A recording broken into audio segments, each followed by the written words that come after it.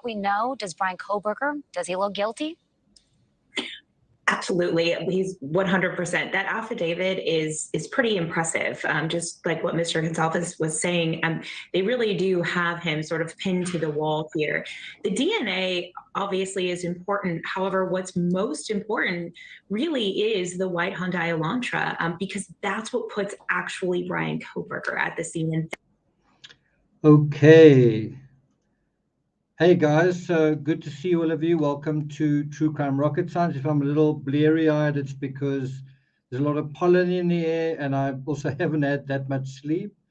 Welcome to all of you. Sorry, it's been a while since I've been on. So what we're going to do in this analysis, we're going to go through some of what we know. We're going to deal with some of what has come up in the Dateline documentary and also the 48 hours.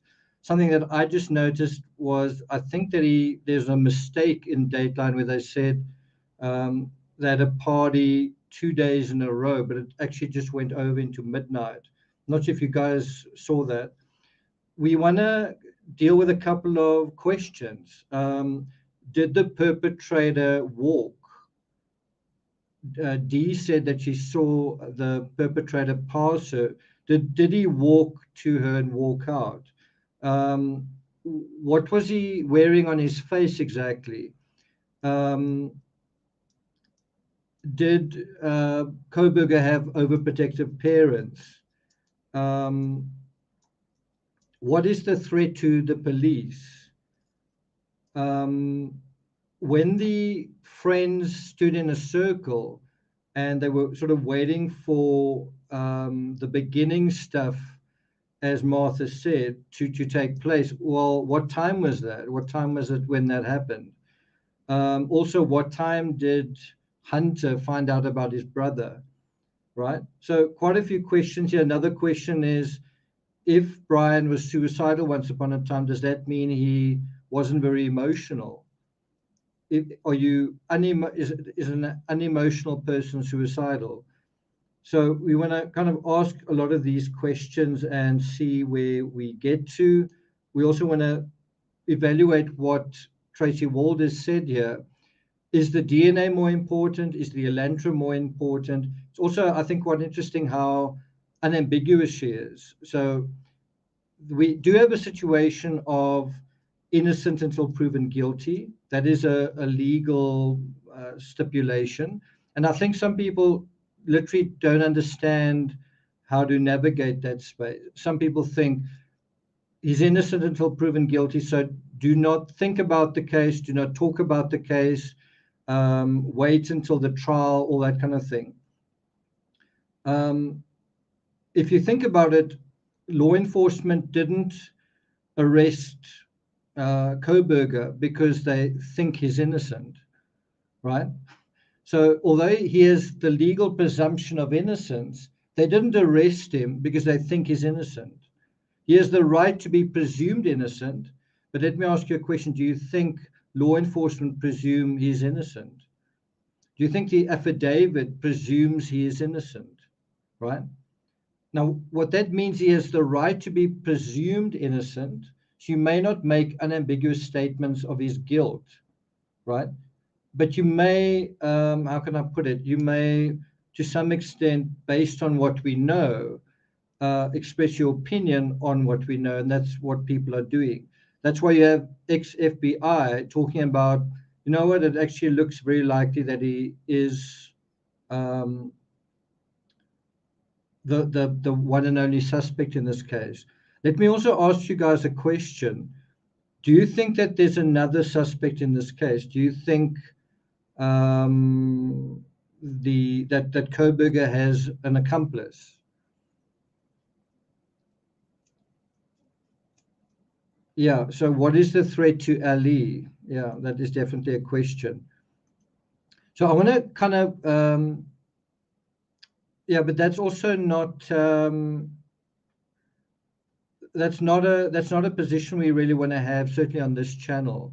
Guilty until proven otherwise. It's not, so the right way to deal with it is you basically say the facts of the case point us in a particular direction, and that's as far as we can take it, right? And then you can try and find reinforcing evidence and information, not just willy-nilly. You want it to be credible information that you can build your case with, right?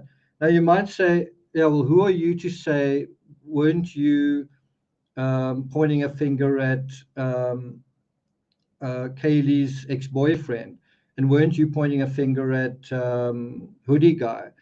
Well, it's exactly the same thing.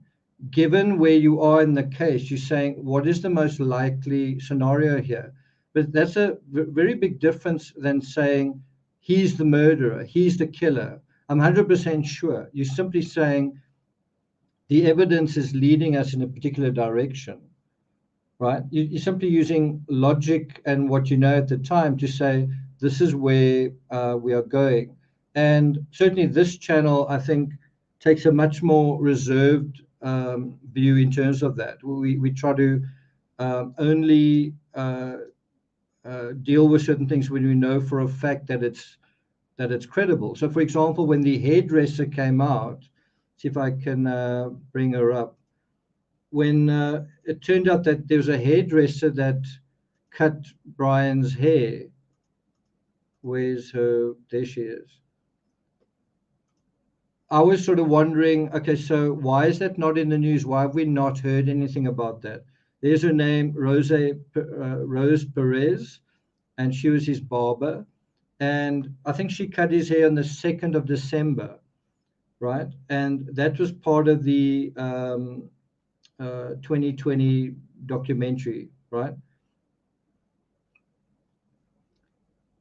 And so that is quite credible. But before I'd seen that little thing in the corner there, you sort of wondered who came up with that? Why is that not in the news? But that certainly is a very interesting question as well. The fact that he cut his hair, what does that tell us about him? I'm talking about 2 weeks after the fact. What does that tell us about him? And we know that he also changed his license plates within a couple of days. We know that he went to the doctor for I'm not quite sure what, just a checkup, and he was quite chatty. It would be quite interesting to know from Rose what they spoke about when she was cutting his hair. And also, if she normally cut his hair, was it a lot shorter this time? How long was his hair? And did Dee see the perpetrator's hair, right? In the scenario inside the house, did Dee actually see the color of his hair and how long his hair was and all that kind of thing, right? So these are some of the questions we sort of want to deal with. Let's just have a look at who's here. First of all, welcome to the mods, and SM Kovalinsky, good to see you here. Terry Dean, I know you've been looking forward to a live.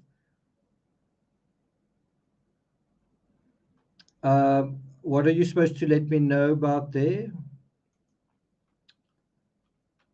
If you just at me, then I'll have an idea. It would be helpful for some with hearing loss to have closed captioning available. Yeah, it'll be available after the video, so that's sort of how it'll work.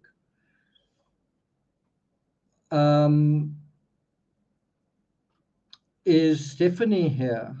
Deborah, good to see you. Diane, Inez, good to see all of you guys.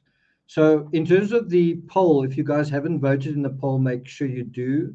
So at the moment, we are at 55% say Bryan's motive is the biggest question. And then, well, it's split 3 ways. Dee's behavior, 15%. Threat to Ellie, 14%. Who is the primary target? 15%. So it seems like, according to most of you, the biggest question right now is Bryan's motive. And that's kind of been the focus of this channel's analysis for the past couple of days. And I feel like we have made we've made significant progress on that. What's the other aspect to deal with?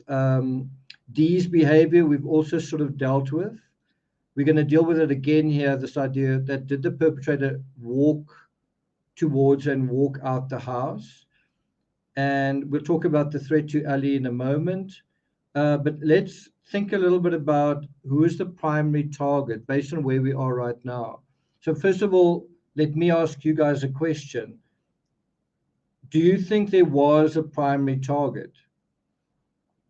And of course, if you've paid attention to the discussions here about motive and criminal psychology, do you think there was a primary target?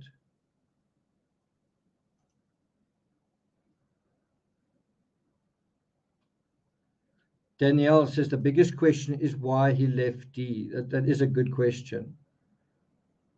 That is a good question.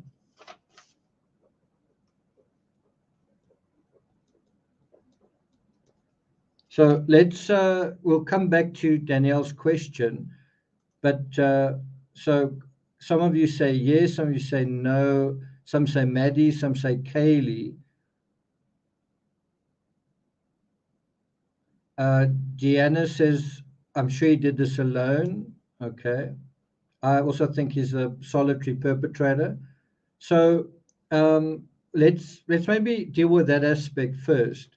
So someone let me know that there's a theory going around that he had an accomplice. Well, not according to D. I suppose you could say D went into a room because she was afraid of someone in the house. Maybe she opened the curtain and saw someone in the car outside as well. Who knows? But that's not in the affidavit. According to the affidavit, she sees a single person, and law enforcement have been going after a single person. So certainly according to law enforcement, they've been looking for the DNA of one person. So I think if you want to follow that theory that there's an accomplice and a second person, well, then you are basically inventing your own investigation. You're saying, you know what, I actually know more than law enforcement here. The other thing that I think is problematic with that question is, isn't Bryan a loner? I mean, he doesn't seem to have friends anyway. So in order to have an accomplice, that's like a really good friend. That's someone you trust through and through. And you would imagine by now, people would have said, you know what, we've seen Bryan hanging out a lot with this particular individual. He came over at night. They were often thick as thieves, drinking coffee together, whatever it was. They would go and eat at a restaurant together, and they're both vegans. You'd imagine that would have emerged a long time ago. And instead, you get the idea that he's very solitary. He is up alone at night. He reaches out to make friends, but doesn't make any friends. His neighbors see him return home invariably alone, right? So doesn't one get that sense that he is a sort of a lone wolf, right? So that's that aspect. Now, in terms of the targeting, we're going to deal with it in what Tracy Walder says as well. But I think the answer, tell me if you agree with me or not. I think the answer is that there's a kind of targeting and not, meaning I don't personally think that one particular individual was targeted. It does seem as though the girls upstairs were targeted, right? Because of this whole idea of he didn't have to go upstairs. So in terms of to the top floor. And I mean, there was a dog there as well. So if you think about it, if he wanted to commit some kind of murder, then the easiest crimes to commit would have been on the ground floor, assuming he got in there, or if he came in through the sliding door on that floor. He didn't have to go to the top floor. And it does also seem as though the first crimes, do you guys agree with this? The first crimes that he committed, the first murders he committed were upstairs, because when Dee saw him, he was coming out of Xana's room, and that was the last thing that he did. That was the last stabbing that he was involved with, which suggests that he that was the end, that was a lower level of the priority, right? So it does seem that he was more focused on Kaylee and Maddie. And don't you kind of get the sense if you imagine Kaylee and Xana out in the town partying, that they're having a lot more fun, that they're flirting and so on. It's a lot more, you could imagine, triggering to a single guy. These two girls going out and just sort of enjoying themselves, but also in a party setting. Maybe one day they're with this guy, maybe another day they're with that guy, whatever it is. Compared to Ethan and Xana just being this happy couple all the time. I suppose you could argue it the other way, that him seeing a couple could also be triggering, but then the question then is again the priority. Who would be sort of the most triggering? But it does look like the first victims were Maddie and Kaylee. In fact, probably Kaylee more than Maddie. In other words, Kaylee first, Maddie second. But I think the answer that we all expected was that there would be some connection to the target, hence she's a target. And now what we seem to be seeing is that there is no real connection. And so I think you could actually argue there is no primary victim. You might say there's more of a priority victim in the two upstairs victims. But you guys agree that there's not really a primary target in the situation. And I wonder whether law enforcement didn't get this wrong, because if you think about it, if there's no connection to the victims, then what is the reason that the two survivors were left alive? Is it targeting, or is it, and I think that's what the police assumed, that they targeted certain individuals and then purposefully didn't kill Dee because she wasn't the target. But I think there's actually a different reason for that.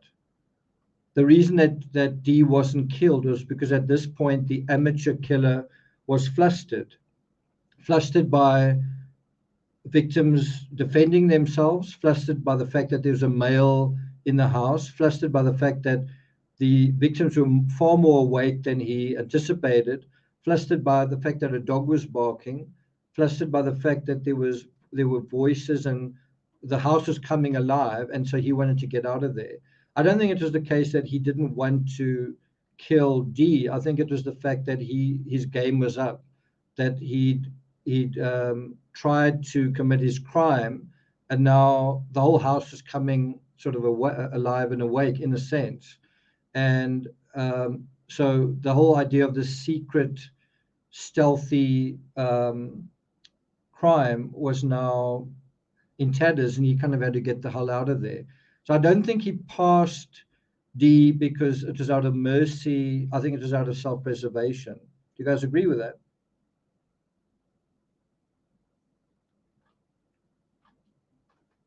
If the dog wasn't barking, maybe if Ethan wasn't there, and Xana had been more fast asleep, then probably Dee would have died as well, if you think about it like that. If he had been able to progress further along the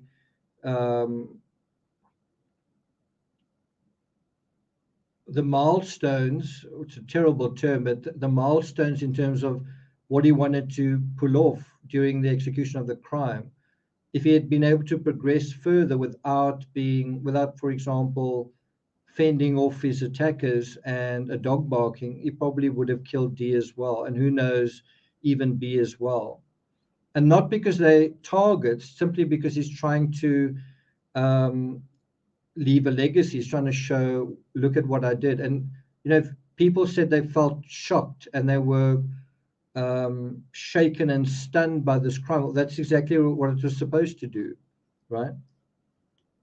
So do you feel that properly addresses the question why he left Dee? And I don't think it's a case that he purposely said, I choose not to kill you. I think it was more, it had reached a point of almost like minimum safe distance. I need to get the hell out of here right now. Dee was part of the evidence that everyone is waking up in the house, right? Okay. Sounds good. So coming back to the hairdresser, don't you also have a weird sense that, wow, was this a priority to him to cut his hair? And don't you kind of also get a sense that, and you might say it's overthinking, but I think it is important to think about this, that he's thinking about his hair and his appearance in the middle of everybody looking for him. Now you would imagine that he would prefer to keep a low profile. And according to his classmates and students, he was starting to grow stubble, and his parents were sort of getting out of hand to some extent. But don't you find it quite a strange thought that he would want to cut his hair? That there's almost a kind of narcissism coming out of this. That there's kind of a healthy narcissism, if you want to call it that. Now you might say, no, he just cut his hair because he wanted to alter his appearance. Well, he could have worn a cap, kind of thing. And that then brings us to a really surprising aspect, something that sort of caught me a little by surprise. So let me ask you guys this question. What did Dee see Kohberger wearing inside the house? Let's see what, while you guys know the affidavit.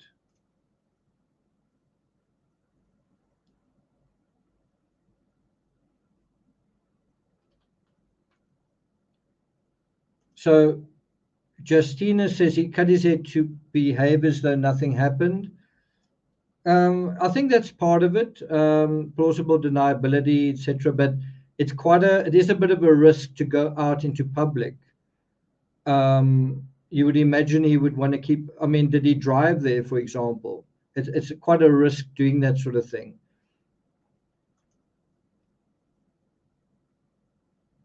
Where's his barber located? I'm not sure. I think it's in Pullman.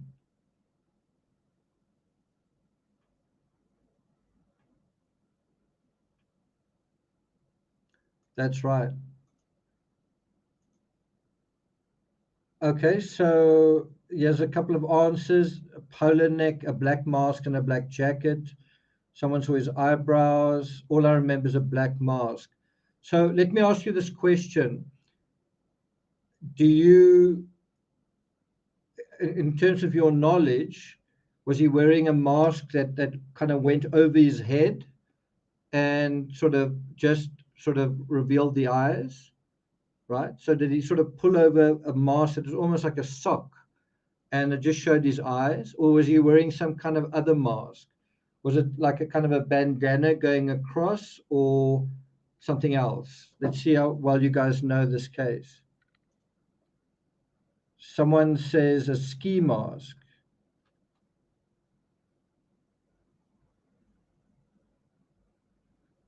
So let's just deal with this point. To say that someone there wasn't a target seems ridiculous.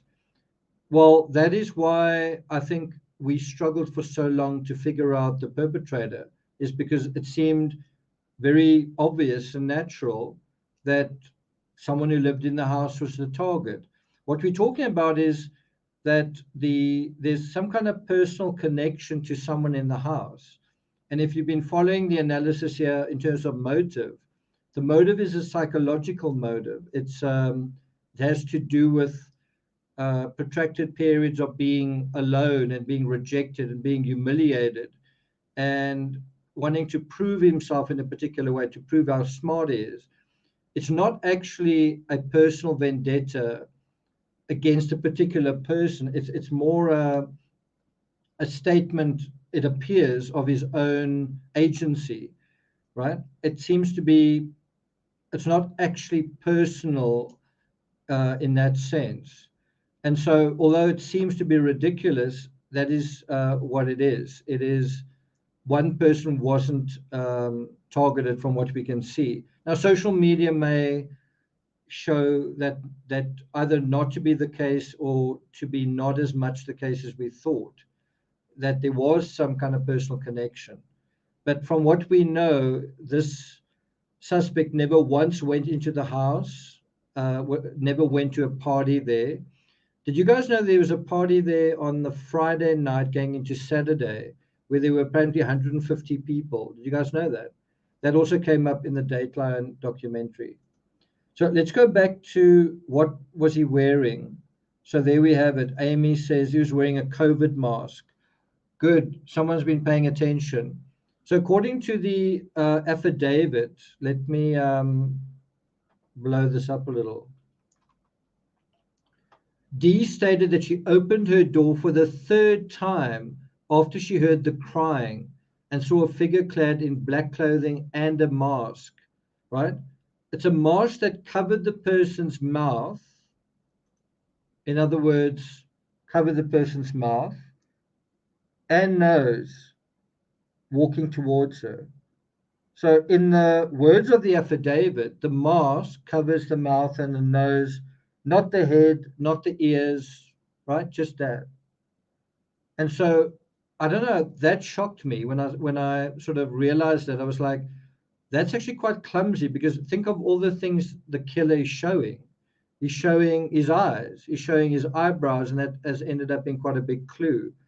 And so you kind of get a sense either that the perpetrator is quite lazy, or that he thought, how can I put it, that he was trying to be quite practical. Well, I've got a mask at home, I don't need to go and buy one. But if you think about it, going into a scenario where you could be identified wearing something as flimsy as a COVID mask, right? In other words, your eyes can be seen, your eyebrows can be seen, presumably his hair could be seen, is telling an awful lot about you. Whereas if you wore something like a mask over your whole face, and even something to prevent your eye color from being seen, I mean, based on that, they could tell that the killer was Caucasian, and that he probably had dark hair, not that he had blonde hair. And so, you know, if you think about it, were they onto him from day one? If you think about that, let me ask you guys that question. Were they onto Kohberger from day one? And I think there are two ways of answering that. The one way is you say, well, did they have a description of him? Answer, yes. Bushy eyebrows, tall, and of course, none of that was given over to the public, possibly because there might be a threat to the witness's life. So we don't know who the suspect is. We've got no idea. And so the perpetrator thinks he's gotten away with it. And you would imagine by as late as when he went to cut his hair, and he was having these conversations saying, well, they don't have any leads, do they? That he did have a false confidence. Now, there's quite an interesting inversion between the perpetrator pulling off the appearances can be deceptive thing, which is, I seem to be a student in criminology. I seem to be quite a shy, slight person, right? And then the real deal is totally different. Well, the cops do the same thing. We seem to be investigating the case. We seem to be doing this, but we seem to not have any information. Well, actually, appearances are deceptive. Actually, we know a lot more, and we're just not telling. And we're not so much not telling you, the public. We're not letting the perpetrator know. We want the perpetrator to have a false sense of security, and that again is appearances are deceptive. So you're kind of using almost criminal psychology. You mislead the criminal into thinking that he's so clever. That's what he wants to think. So isn't that what he is thinking? What is the other thing?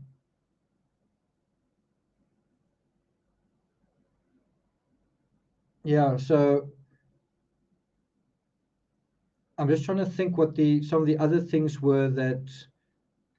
Yeah, so if you ask the question, why would you, let's go to another image there. Why did law enforcement not change the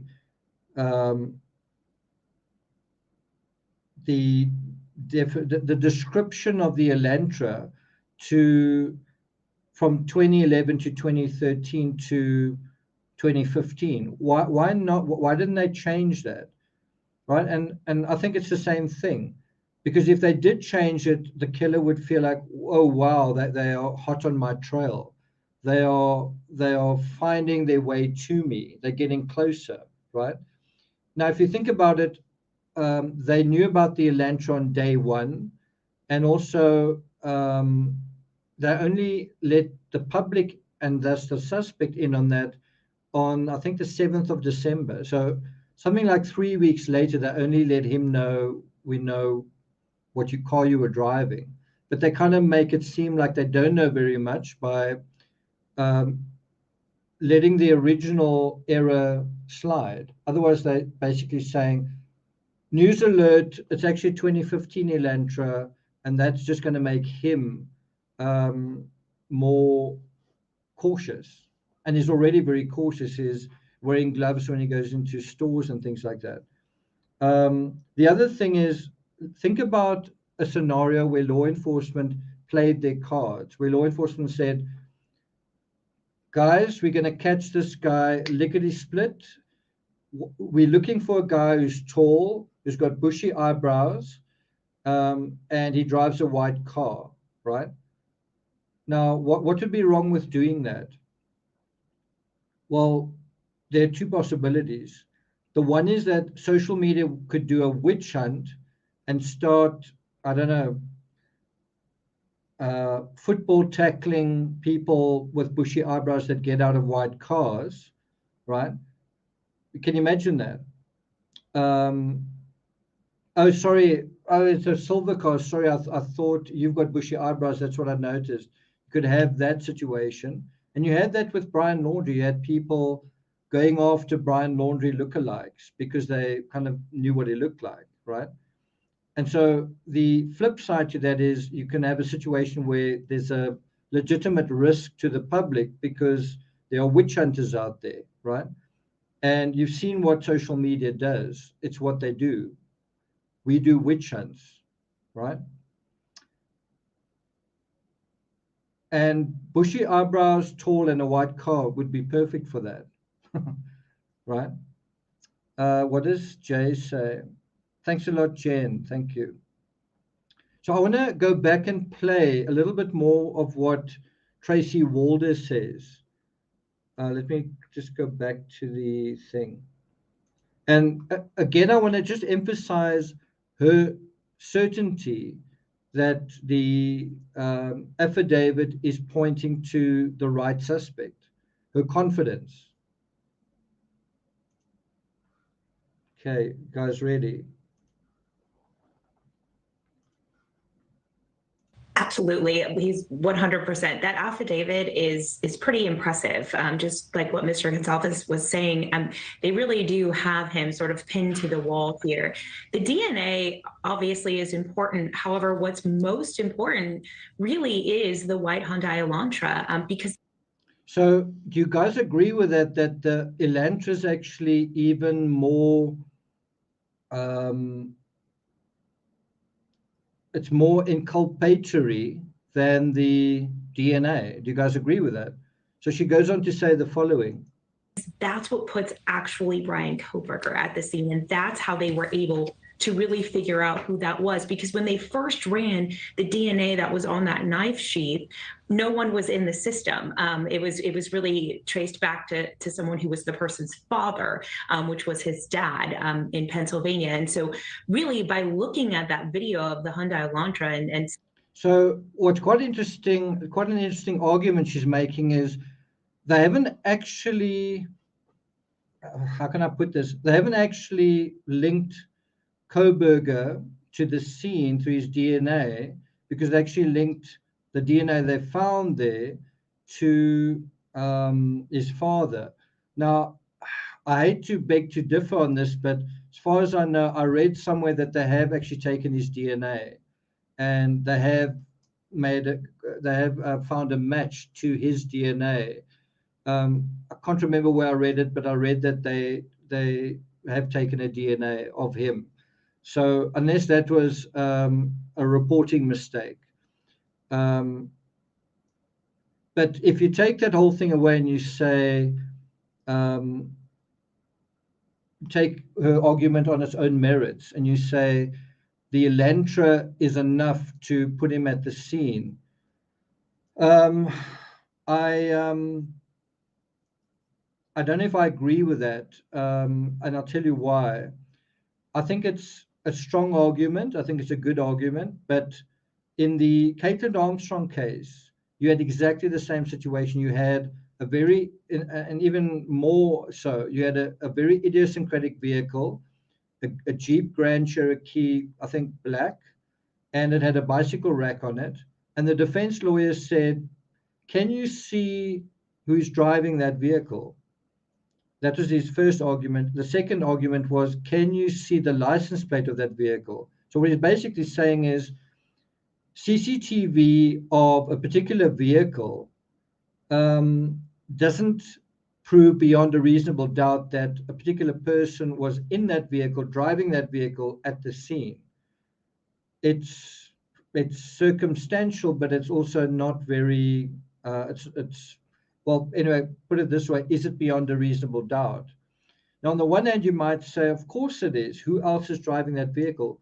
But that's where you open that door a crack and you say, well, surely someone else could have been driving that vehicle. Or someone else, isn't there someone else in that town with a white vehicle? Because you can't see the license plate. You don't know for sure which vehicle you're dealing with. Thanks, Talking Thrones. Thanks for that. So do you get what I'm saying? It's this idea that, can you absolutely say 100% that the vehicle that you're seeing is the vehicle that you're talking about? And the answer is no, because they couldn't even tell the exact year of manufacture for a while. That's why they said 2011 to 2013. So they didn't know that. Also, they haven't been able to tell the license plate. Otherwise, this case would have been over much, much sooner, right? So that's the one part of the argument. The other part, which I think hasn't really been spoken about, I certainly haven't seen it, and I've already discussed it, is the strong case for the Elantra is the way that you can sync the movements of his phone to the movements of the Elantra. That is how you link Kohberger to the car and the car to the scene. It's through the car and the phone pings, and the phone definitely belongs to Bryan, moving in a coordinated fashion, simple as that. So in that sense, it's quite a strong argument, the non-DNA stuff. And then also, what's the other side to that? The DNA, sorry, the phone pings. Oh, also the phone being off for the crucial period. So what I always say, the absence of evidence is also evidence. Did he normally turn off his phone in the middle of the night? Well, he was usually awake at night. Did he normally turn off his phone? Would this have been normal behavior? There's so many crimes we deal with where at the crucial time, the phone goes into or out of airplane mode, or it gets turned off and then gets turned on. That hole is also a significant thing. So anyway, let's go on, listen a little bit further to what Tracy Walder says. Seeing it kind of circle that area 3 times and then subsequently follow it, and that police officer at Washington State spotting it, that's how they were able to track him as the person inside the vehicle, because that's who the vehicle was registered to. Well, investigators do have a lot of evidence. Well, detectives, they've also confiscated his computer. They have his car now. What else could police be looking for? Well, first of all, I think his computer is probably going to be a treasure trove of information. And so some people remarked that when he sat in court, that it looked like he was still wearing a bulletproof vest. It didn't look like that to me.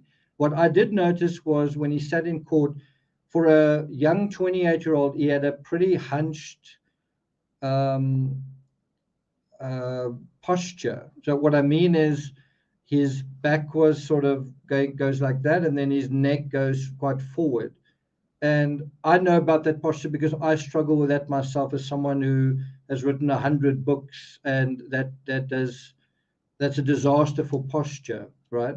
And so when I saw him from the back sitting down in court, his posture alone seemed to suggest someone who sits and looks down at a computer for a lot more than average, right? And so one does wonder what is on his computer, in terms of social media, in terms of what was he paying attention to, which cases was he reading up on, who was he interacting with, and there is starting to, don't you guys get the feeling there's a feeling that he is quite active on the internet? It's starting to, and you must bear in mind he's probably done a lot to try and delete traces of himself. Even despite that, it feels like there's a fair amount of online activity despite it being scrubbed. Now, some of that looks like it might be him calling in to a YouTube channel and also contacting, I don't know if it's Reddit or somewhere, but trying to influence the narrative that someone from a fraternity may have been involved, and it is personal and all of that kind of thing. Because if you think about it, that's his best defense. What's my motive? What's my connection to this? Well, there isn't one. And so it's much easier then to connect someone else. And that's exactly what people have done. That's the strength of his case. And I think he's been trying to do that, right? So let's see if we can take a couple of questions here. Absolutely active on the internet. What movies has he been watching?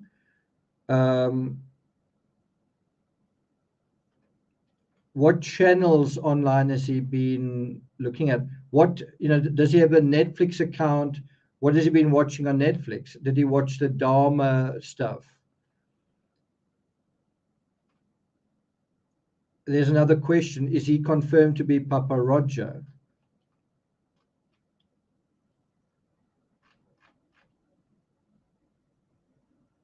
You would think that they would find a ton on his computer and phone. But the other side is, someone who studied criminology, would he not have tried to remove all of that information?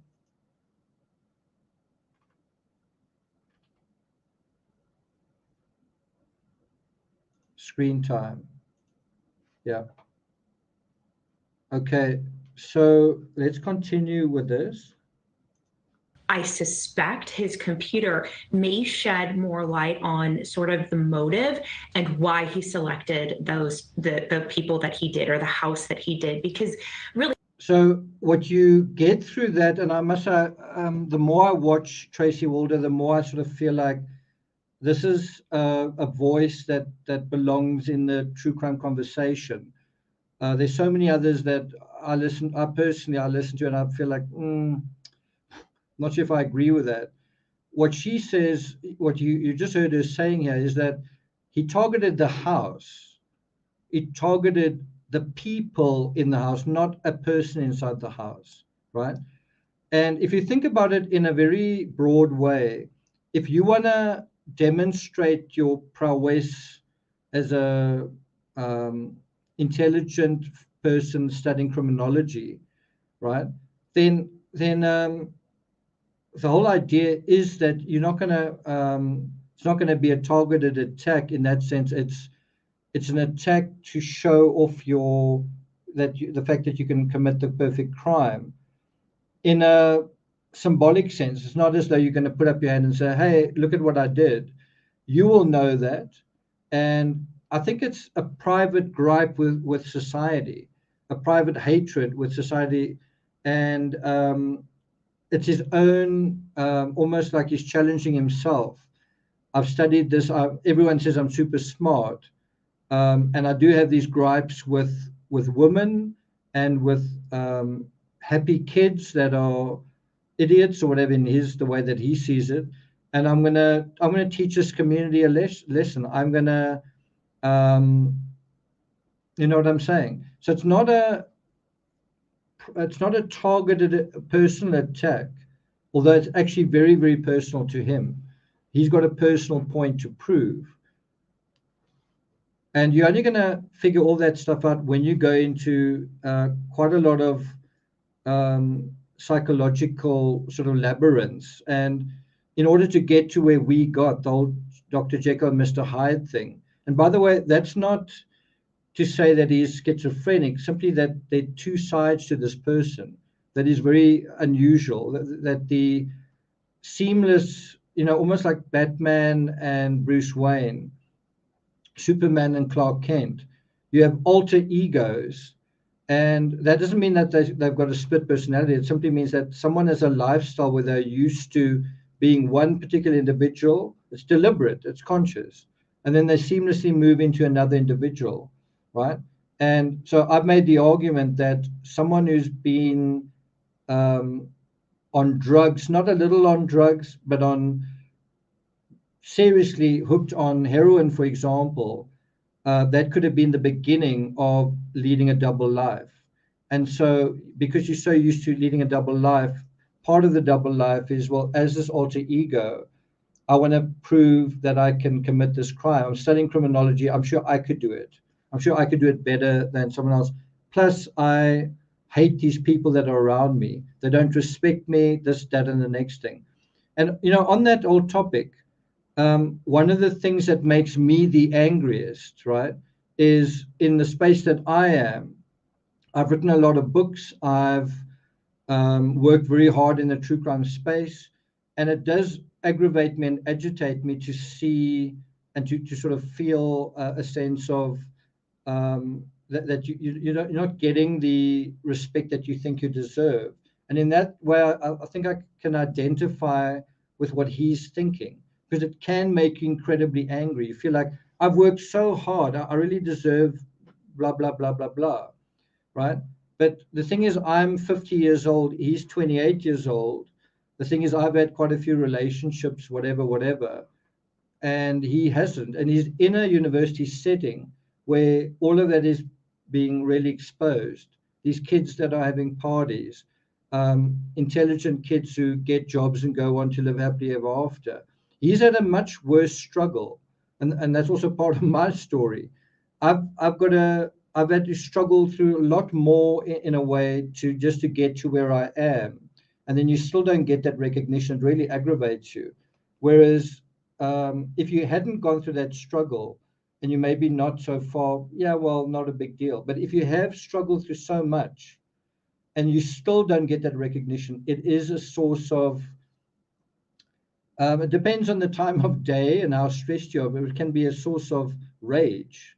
It can be a source of incredible, furious indignation. And I'm sure that he was feeling that when, if he was taking substances that may have even helped that process along, right? Taking the inhibition away of how much opprobrium I actually feel. Does that make sense? And on top of all of that, is sort of alone. He's far from home, doesn't really have parental support, doesn't have a network that's supporting him. And he feels like he has to prove himself.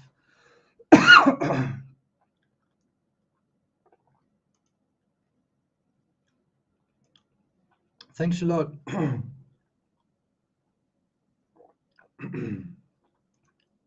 That's what's, I guess, missing from the probable cause affidavit, and they don't need it to arrest him. But I think that's really where the biggest questions are, the kind of why and how did you select them? And I really do think a lot of roads in terms of that is going to lead back to social media.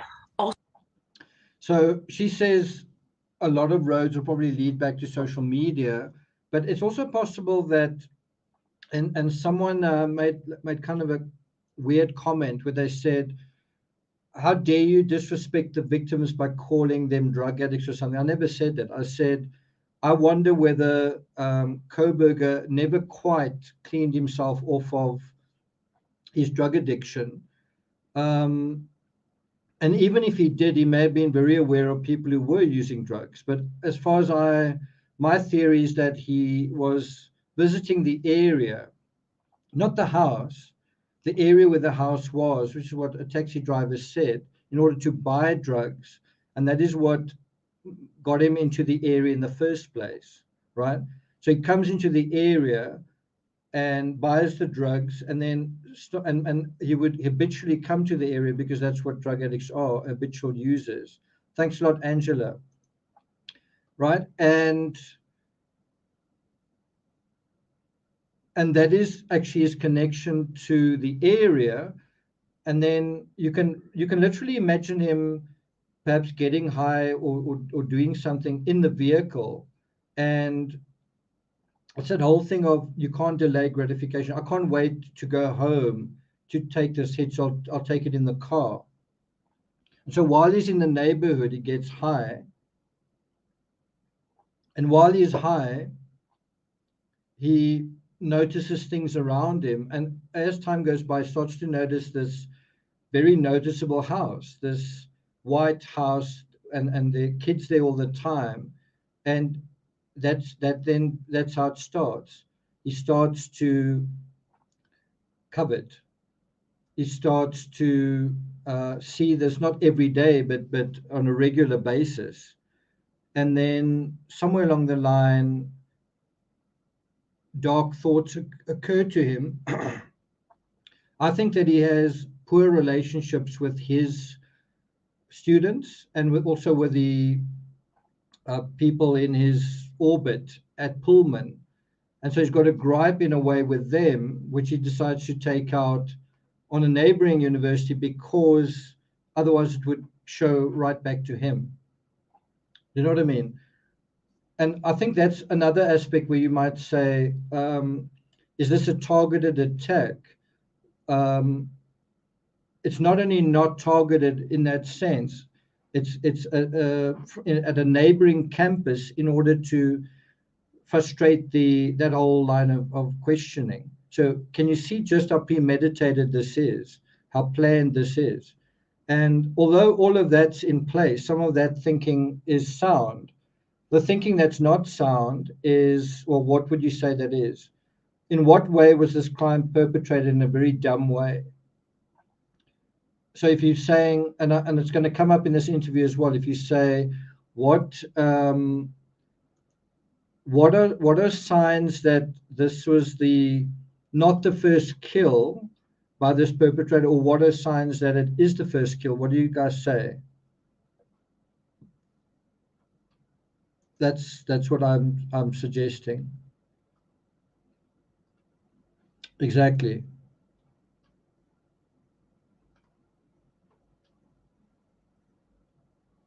Yeah, to me it's very obvious. That's true, but what the taxi driver said is, let me see if I can find that headline. Idaho taxi.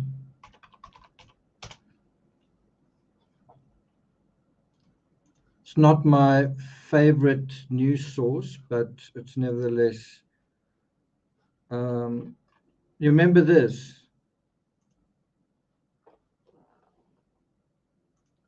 It's a known party spot near a drug distribution point. That's it. That's the bottom line. You can't get drugs everywhere. You tend to get drugs in some places more than others. Right? And so where does he say that? That's where people go to get drugs. Right? And what he's talking about here isn't the house that is the place for drugs, it's the area, right? See if I can find it. That's where people go to get drugs.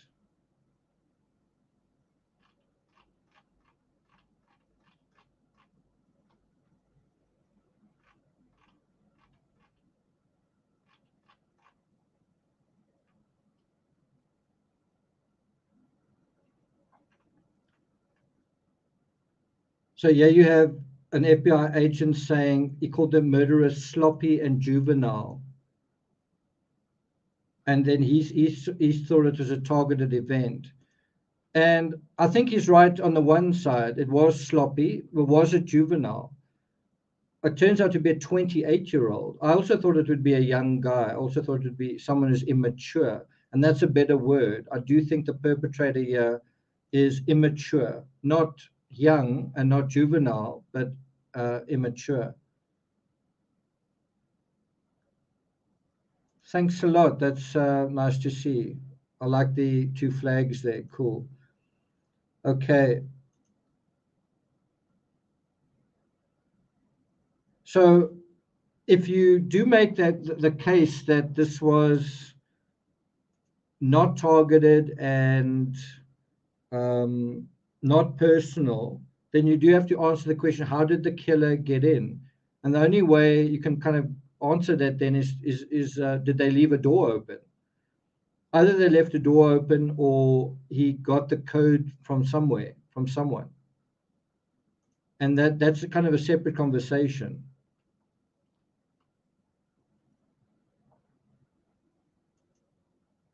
So do you want to talk about the sealed search warrant?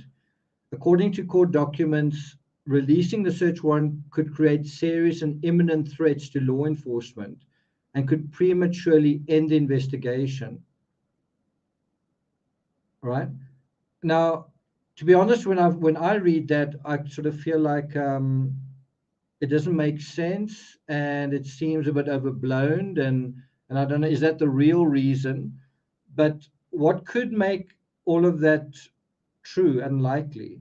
That how could there be serious and imminent threats to law enforcement? Well, what if some of what was found in Kohberger's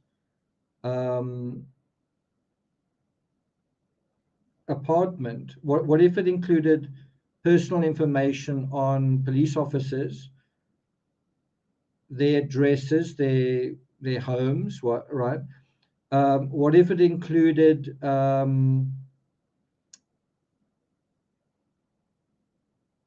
if you think we're dealing with a criminology student, what if it included information that he'd gotten on law enforcement methods, but also people in law enforcement that he was, I don't know, paying attention to? We know that he applied for a job there.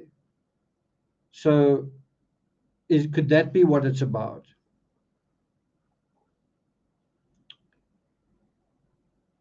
Yeah. Lisa says, I don't see him having a partner in crime, but who knows?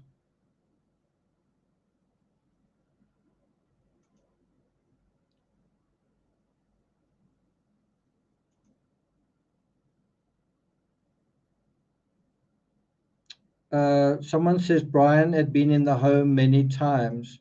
As far as we know, that's not the case.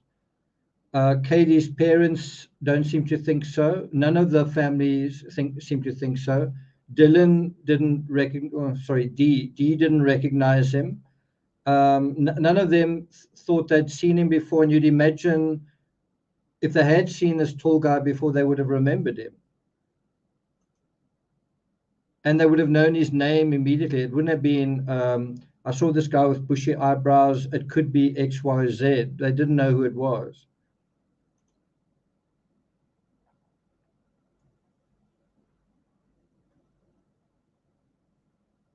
I feel the same. I feel the same.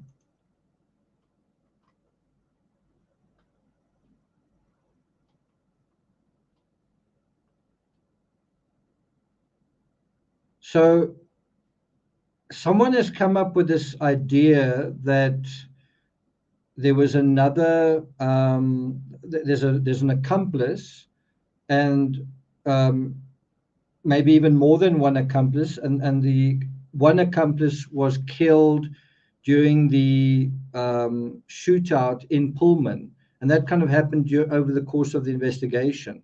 And that was something S.M. Kowalinsky wanted me to look into.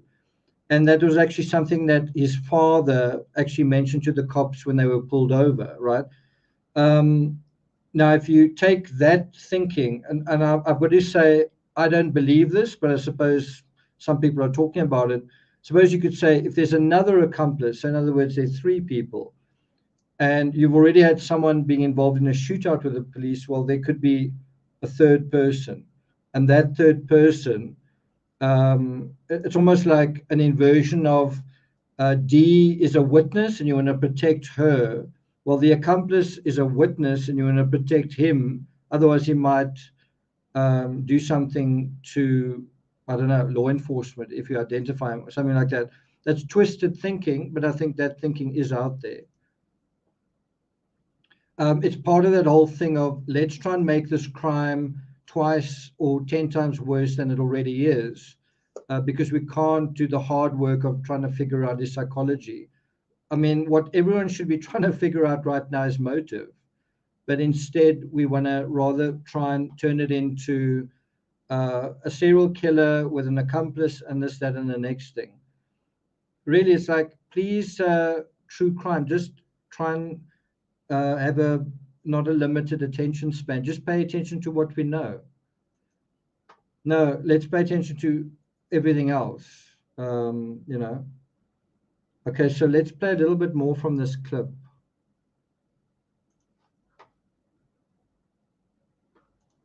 Also, he may have tried to dispose of other evidence, maybe clothes, the face mask that he was wearing, those perhaps Vans shoes that they talked about in the affidavit. Those kinds of things may be in his apartment in Washington. So that's quite an interesting point, is did they find Vans shoes?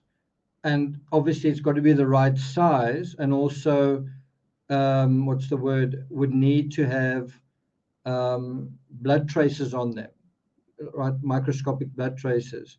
If he did he throw away his clothing, or did he was it still in the apartment? And you might think that it is absolutely logical to assume that he would dispose and destroy his clothing, but think about the Delphi case.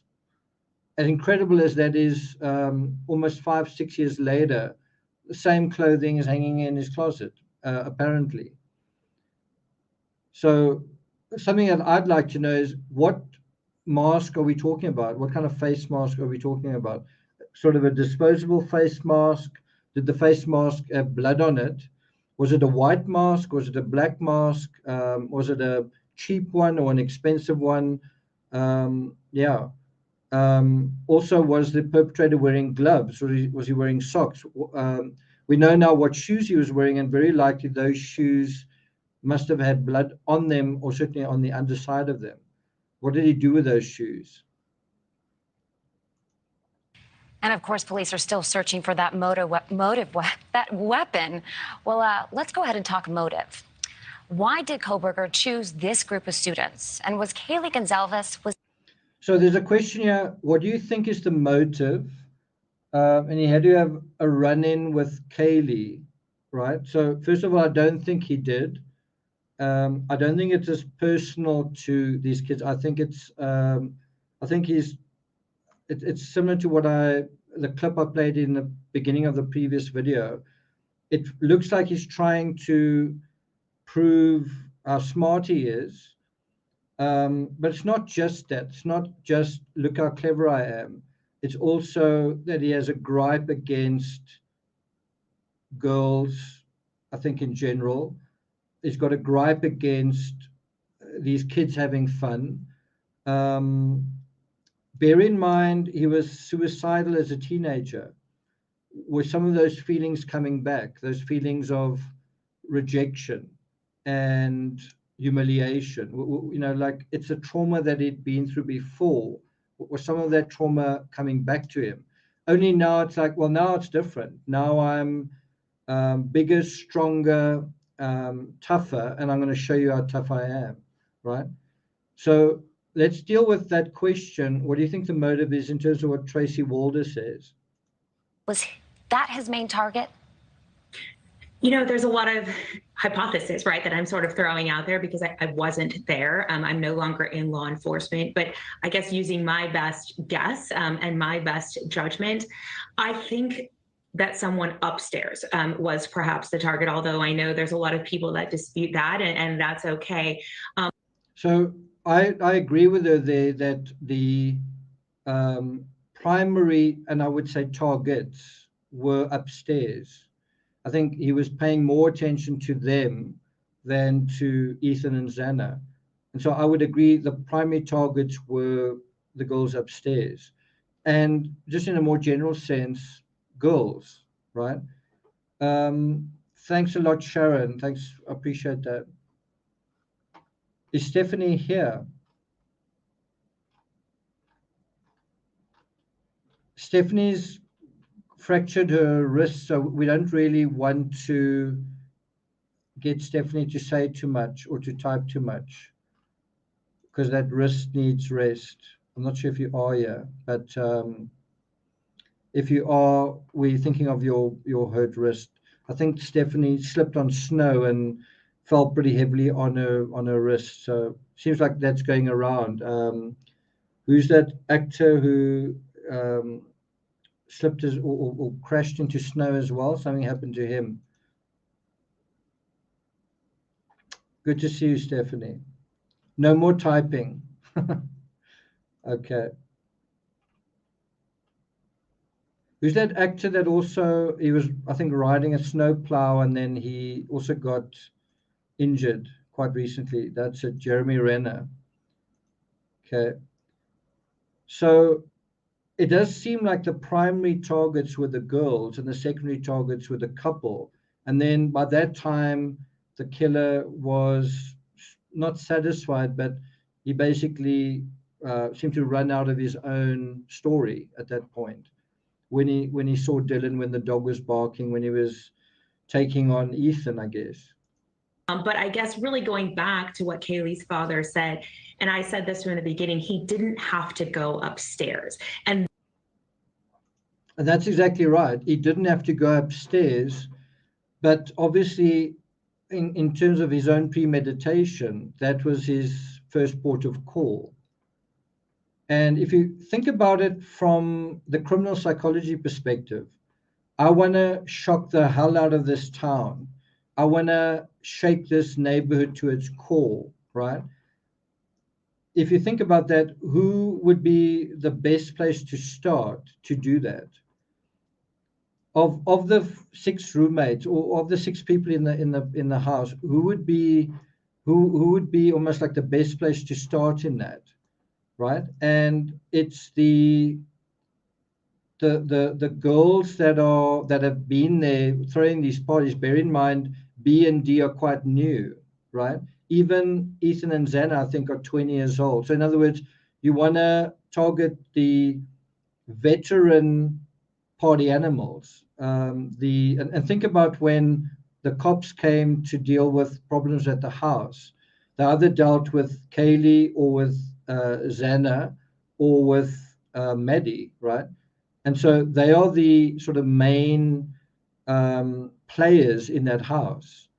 They are the main, and so as a result, they're also the main targets. They are the people that during those 12 stalking episodes, 12 stalking days or nights, or whatever it was, who do you think the killer saw? Who do you think he saw the most during those 12 incidents? What would have been Kaylee, Maddie, and Xana, those 3. And he would have seen them as the primary occupants and as such the primary targets, right? Okay. I want to come back to Tracy Walder, but before I do, I want to bring up this New York Times article. I have sort of touched on it, but I want to emphasize something that I don't feel like I did justice to when I brought it up the first time. If you're suicidal, does that mean you unemotional? Let me ask that again. If you're suicidal, does that mean you are emotional or unemotional?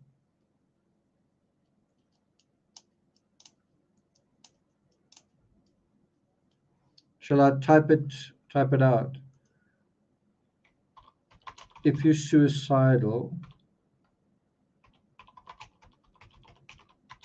are you emotional or unemotional?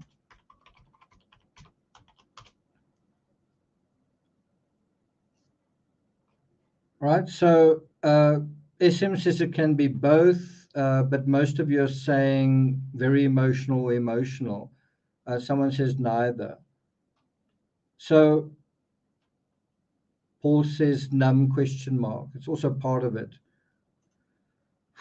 Okay, so it's not like an area I like to talk about because it's quite personal to me, but my mother committed suicide, right? And I can tell you from personal experience that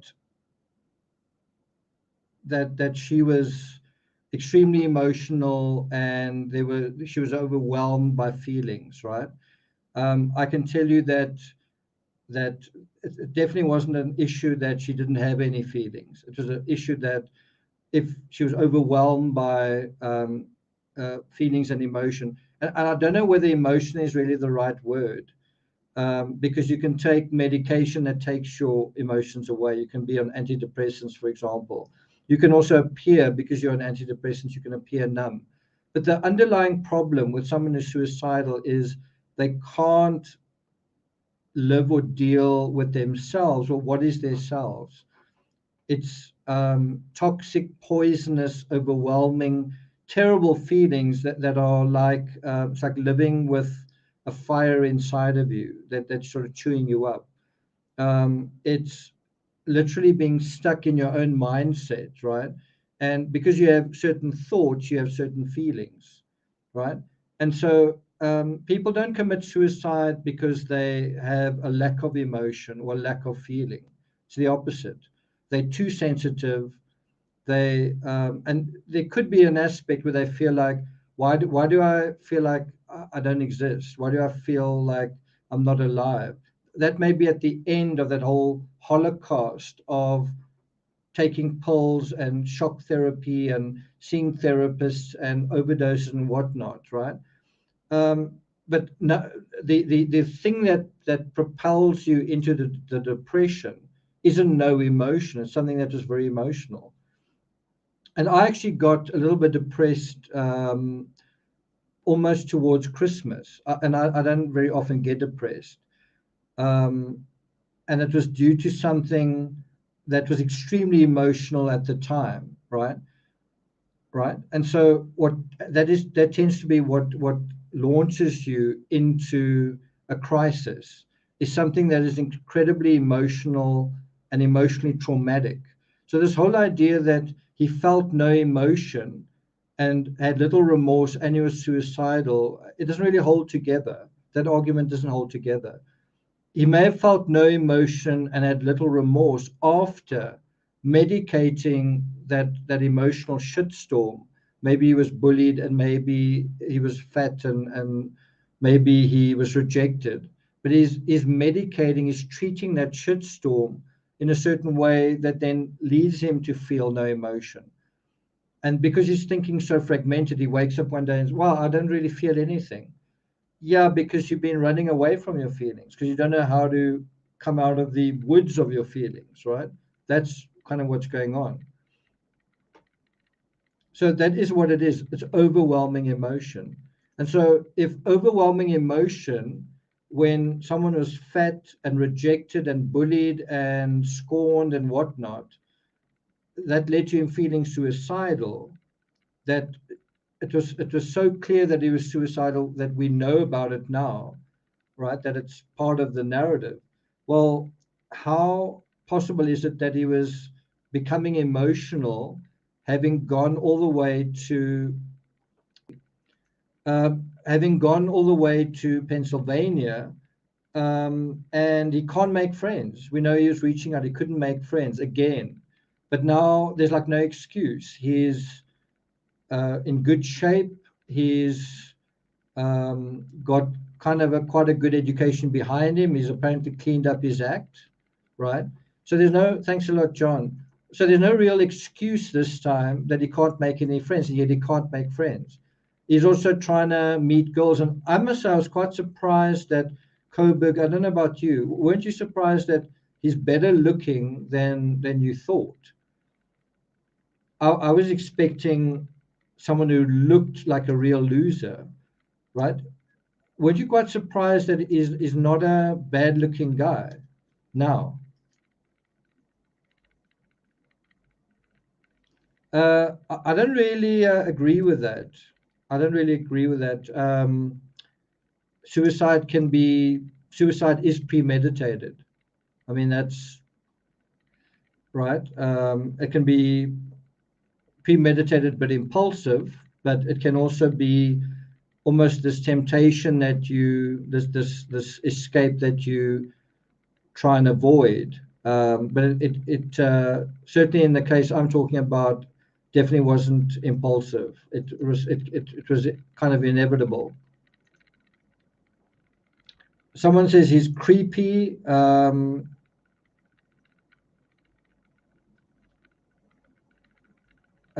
Susan says not always impulsive.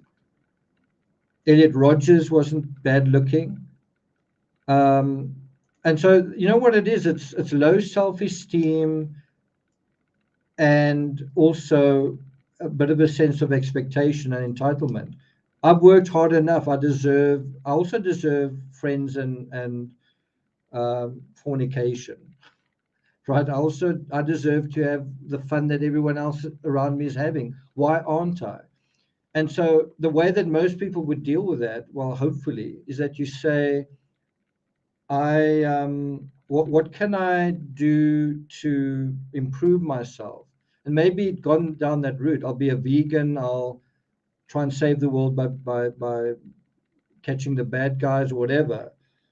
And then eventually he no longer feels that anymore. You know, I've tried hard enough to satisfy the shallow expectations of society, and nothing I do is good enough.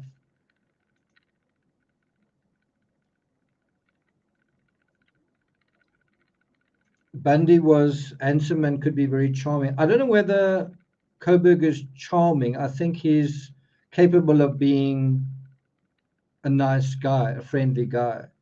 But quite a few people have described him as not charming. He chews your ear off when he talks.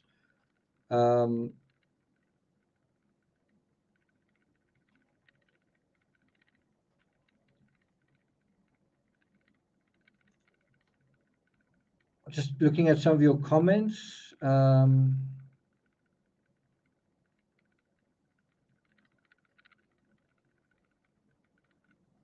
But do you guys agree that he's better looking than you would have imagined in a way? Like compare him to, say, Nicholas Cruz or Adam Lanza or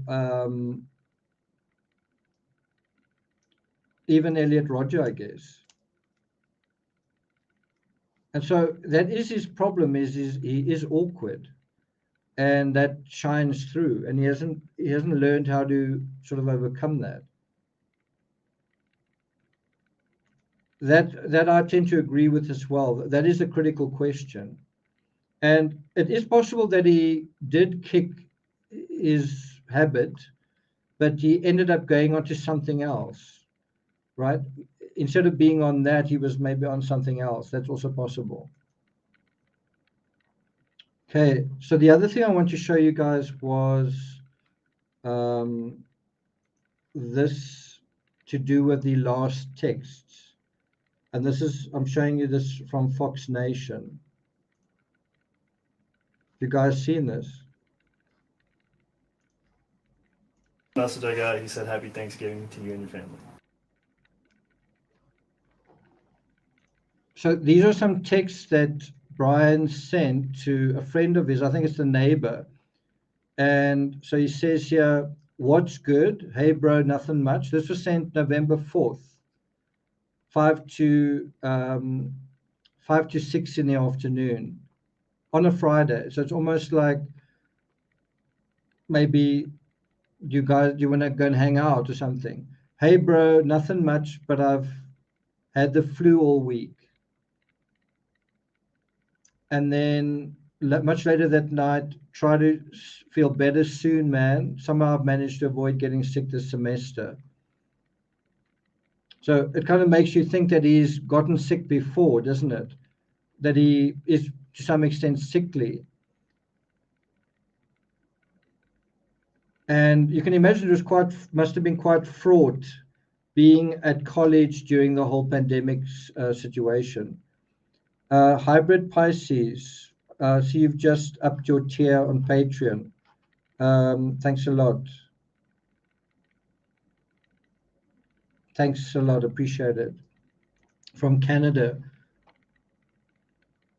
And then after that, he says, so the response to that on November 4th, this was 9 days before the crime. And it seems like, yeah, he was reaching out again, perhaps on a Friday, do you want to hang out? Do you want to do something? And I don't know whether his friend really was sick or the neighbor really was sick, but the upshot of it was that they didn't hang out. And then he says, thanks, man. Today I finally feel good enough to go back to class. I think Monday I'll be 100%. And then there's quite a jump. 20 days later, he says, happy Thanksgiving to you and your family. It's not a response. He volunteers that out of his own. Happy Thanksgiving. And that's 9 days after 11 days after the murder. After the murders. Ted Oliver, thanks so much. Thank you. So can you see how part of what he is trying to do is over here, wishing his neighbor happy Thanksgiving, is he's trying to, how can I put it? You know, the Dr. Jekyll and Mr. Hyde thing. Dr. Jekyll is trying to establish relationships with the people around him, be a good neighbor, do all that sort of thing. But Mr. Hyde is leading a secret life where the things that he's not supposed to do, he's doing. And then the question is the drug narrative and the murder narrative part of the same Mr. Hyde's secret life? That's the question.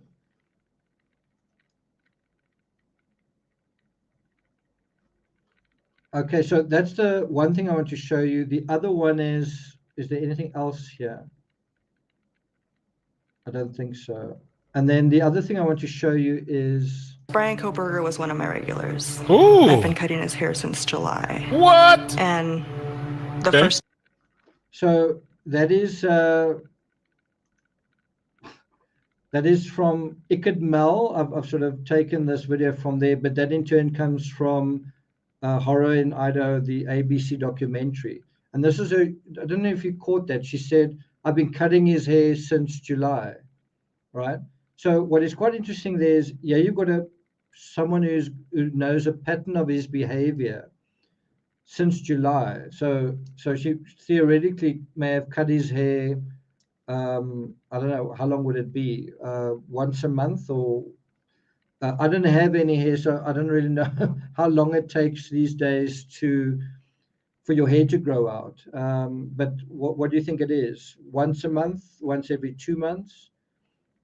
So if you cut his hair since July, I think it means this was at least his second visit to her, maybe even his third. So the question is, when he cut his hair the first time, what did they say? What did he say to her? You would imagine that she might be a important witness at trial, right? Talking about his demeanor, and did his demeanor change? And when he came in on the 2nd of December, did he seem nervous? Did he seem chatty? Did they talk about... You would imagine that to your own hairdresser, you would talk about the events going on in your town, wouldn't you? So this is something that also came up in the documentary. That is the day he came, the 2nd of December, 1:45 p.m., skin fade haircut, $28.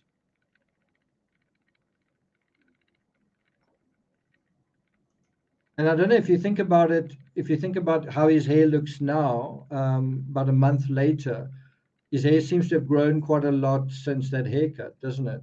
Seems like his hair grows a lot in about a month, the space of a month. That's true. That's also true. That's also interesting. I also think so. And maybe she noticed a little cuts or scratches on his neck. I mean, this would have been one of the earliest times that someone encountered him and had access to him besides his trip to the medical office. Did they see any cuts on his hands? Do they remember seeing any cuts on his hands, any scratches, right? And could he have had any scratches on his neck? Now, I must say the fact that he wore a face mask means that his neck could have been exposed. So if he wore polo neck, maybe not. But even so, his face could have been scratched. Even wearing a face mask, it does make you wonder, could the victims have pulled his mask off and he had to put it back on? It does make you wonder. Were there any scratches on his neck or on his cheeks or something like that? Okay. So I've dealt with suicidal face mask. So the whole suicidal thing is, if when he was overwhelmed as a kid, he felt suicidal, well, what if he was overwhelmed or emotional as an adult in a similar way, not quite the same? Could he have felt homicidal? And so how can you change from being suicidal to homicidal? Well, if there's more anger and more sense of agency and more sense of like if you're suicidal, I think you blame yourself. It's inner directed, right? You hate yourself and you blame yourself. If you're homicidal, well, surely you blame someone else and you hate someone else. And in this case, it's more than one someone else, right?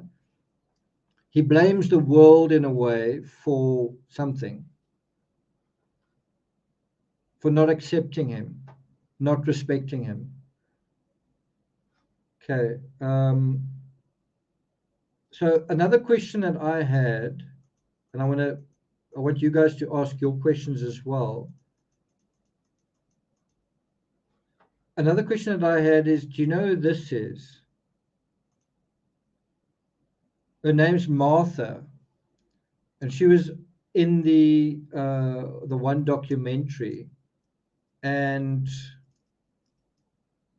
she was on the Dateline documentary, and she talks to Keith Morris about standing in a circle and watching what she described as the beginning stuff start to happen. And doesn't that like raise so many questions?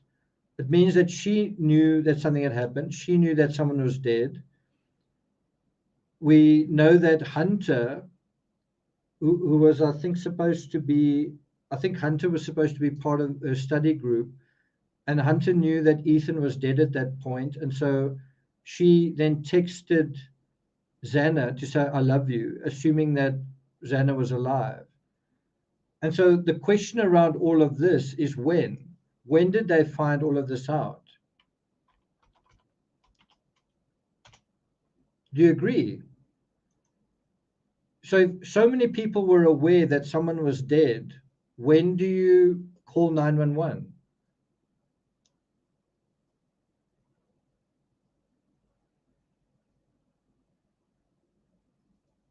So Martha was told by Ethan's brother Hunter that he was dead, that Ethan was dead. And this is, I think, before 911 was called, because she says they were in a circle. I'm assuming that they were in a circle, and she said, we stood in a circle and watched the beginning stuff happen.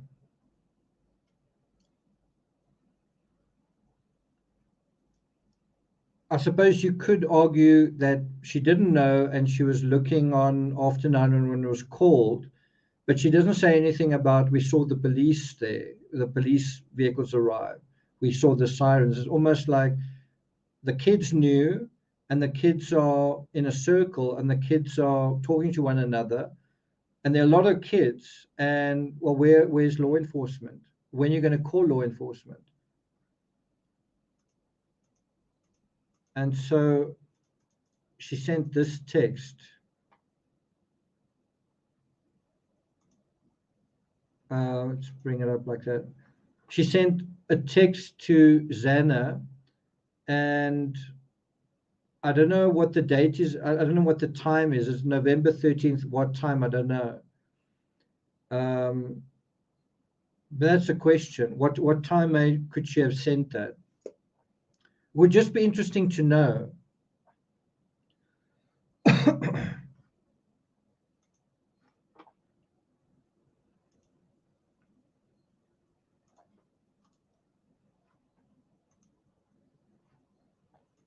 That's what's sort of mystifying to me, because that's obviously highly risky, right? If he entered in on that second floor, which we know that that's where he entered and exited from, why go upstairs and create more noise potentially? And so I guess that's kind of what I think based on the information that's available.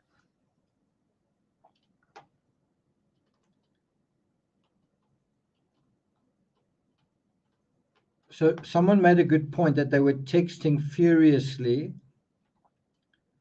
And I think that is exactly what was happening. They were texting furiously.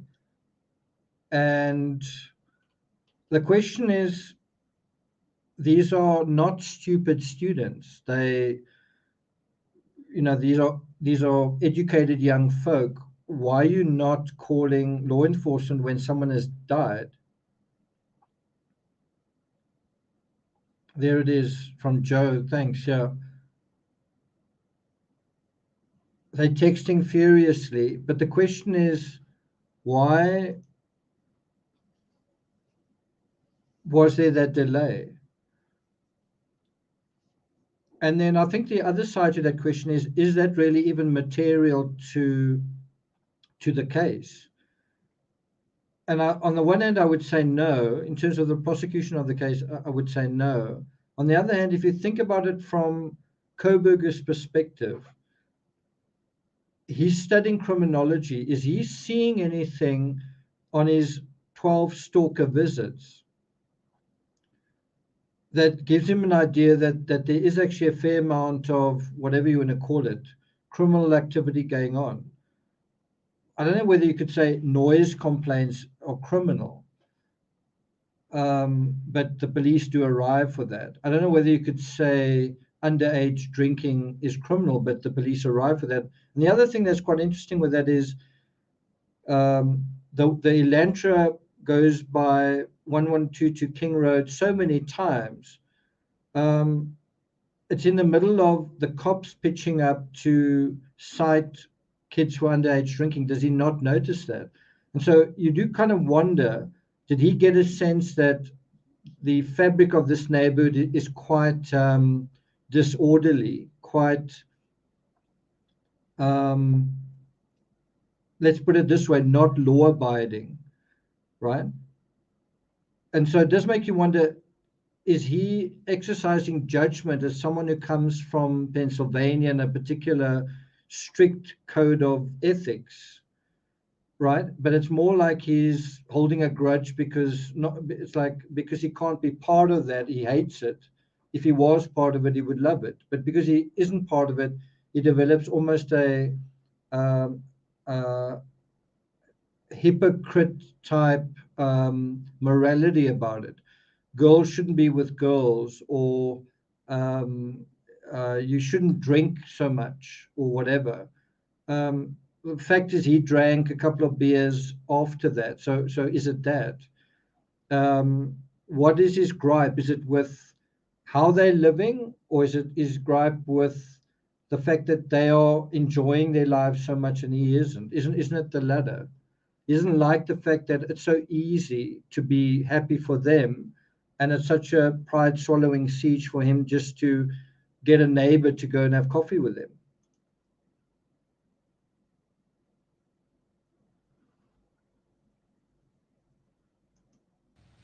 Well, based on the affidavit, do you believe that this attack was premeditated?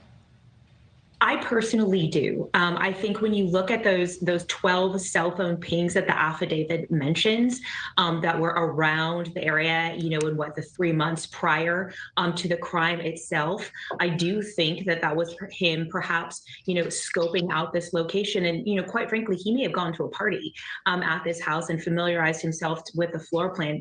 We don't know. But I absolutely do believe that this was premeditated. I think that we don't know whether he'd been there before, and I suppose you could say, if he had been there, would anyone know?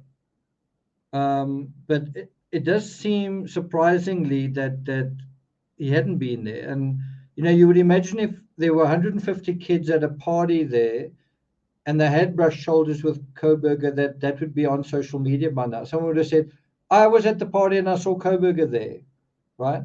Unless everyone's been locked down, you're a witness in the case, but I don't know if that is the case. But I do think if you want to talk about motive, you want to think about it in this arena of someone who's been thinking about it for a long time, that it's almost like the dark side. It's like a fantasy that is tempting him and drawing him in.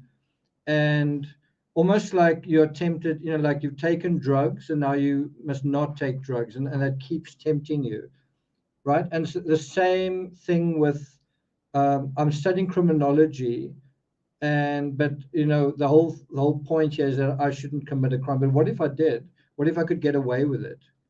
It's a particular kind of sadistic thinking, isn't it?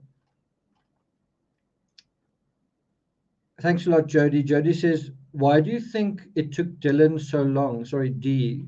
So we do want to, not that it matters in the sense that in the media you hear her name all the time, but we do want to try and stick to the convention of just referring to her as D and B. I also sort of slip up every now and then, but just following the lead of the affidavit. Why did it take her so long? It's possible that she took some substance in order to sleep, right? It's interesting that Martha said, I think she woke up at 10:45. So that sounds like the normal, natural time you would have woken up even if you had partied quite hard, right? Let me just come back to Martha. So that's her text. So she said that I think she woke up at 10:45 that morning. It's quite a difficult question to answer. It's possible that she was inebriated in some way. It's possible that she was extremely tired when this happened. It's also possible that there's something to the story that we just don't know.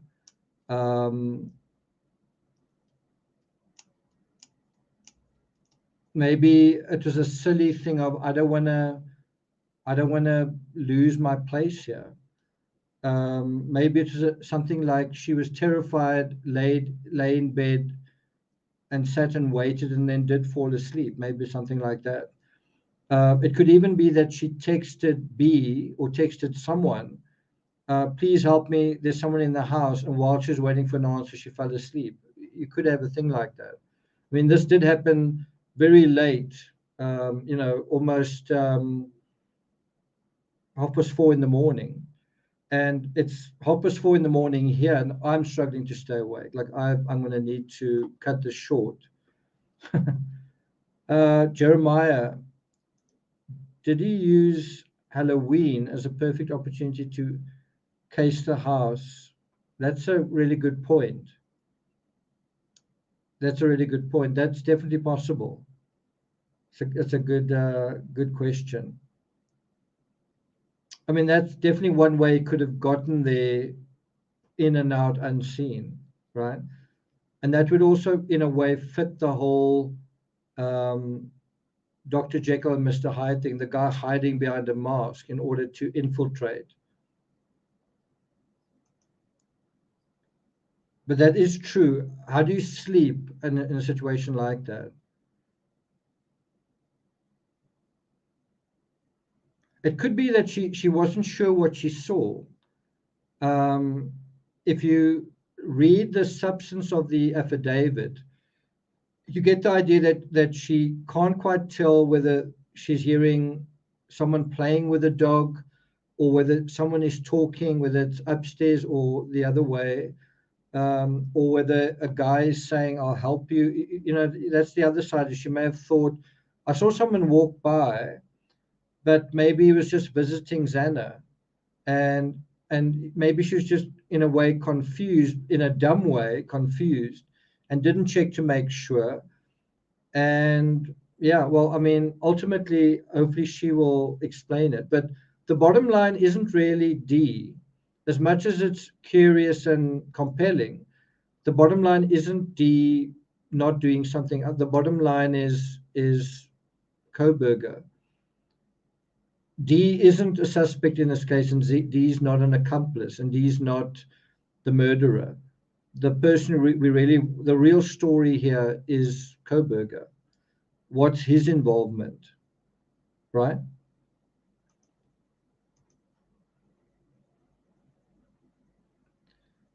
Grace says she had to have heard them screaming. Not necessarily. She may have heard sounds.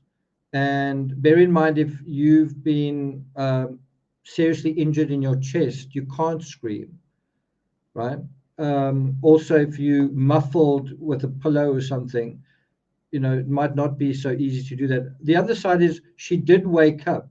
She did go and check. She did try and figure out what was going on, only to stand in the doorway and kind of get a sense of, I must have imagined it or whatever it was. Probably no one is more upset with herself than Dee, that she didn't understand or appreciate what was happening at the time. It's also possible that at the time she wasn't quite sure what reality was. If she was,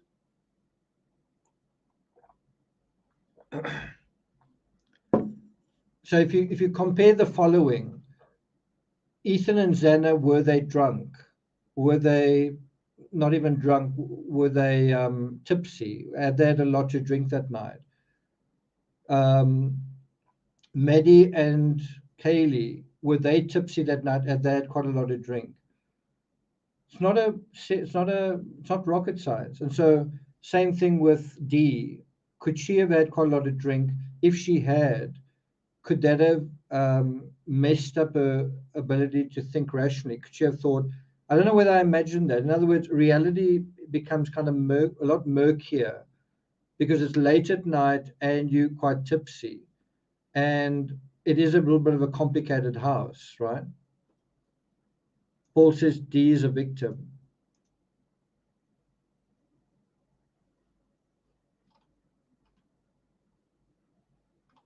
What does Wolfie say? Oh, thanks a lot, Wolfie. Okay, so do you guys have any questions? So what do you think about the possibility that he had overprotective parents, that almost like at the bottom of all this, and when I say this, I'm not blaming the parents, I'm simply trying to connect the way things turn out. What do you think about the idea that he could have had overprotective parents that didn't encourage him to socialize perhaps as much as he should have?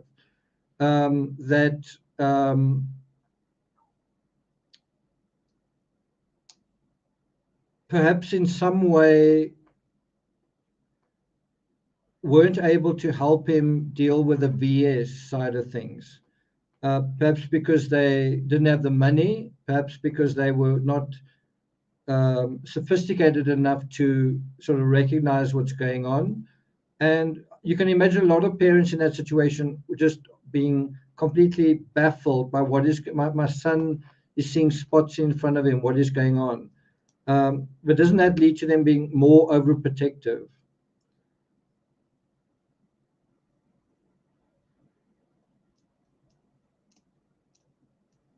Do you think he had overprotective parents?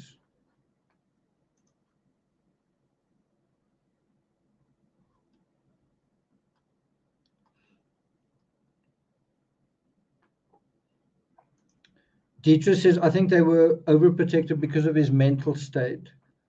So I don't know if you guys know this, overprotective parents actually can cause children to be more anxious. You'd think it's the other way around. You'd think overprotective parents would shield kids from anxiety, but it's actually the opposite. Parents who allow their kids to take risks and make mistakes and have experience of the real world raise stronger kids, more independent kids, more resilient children, right?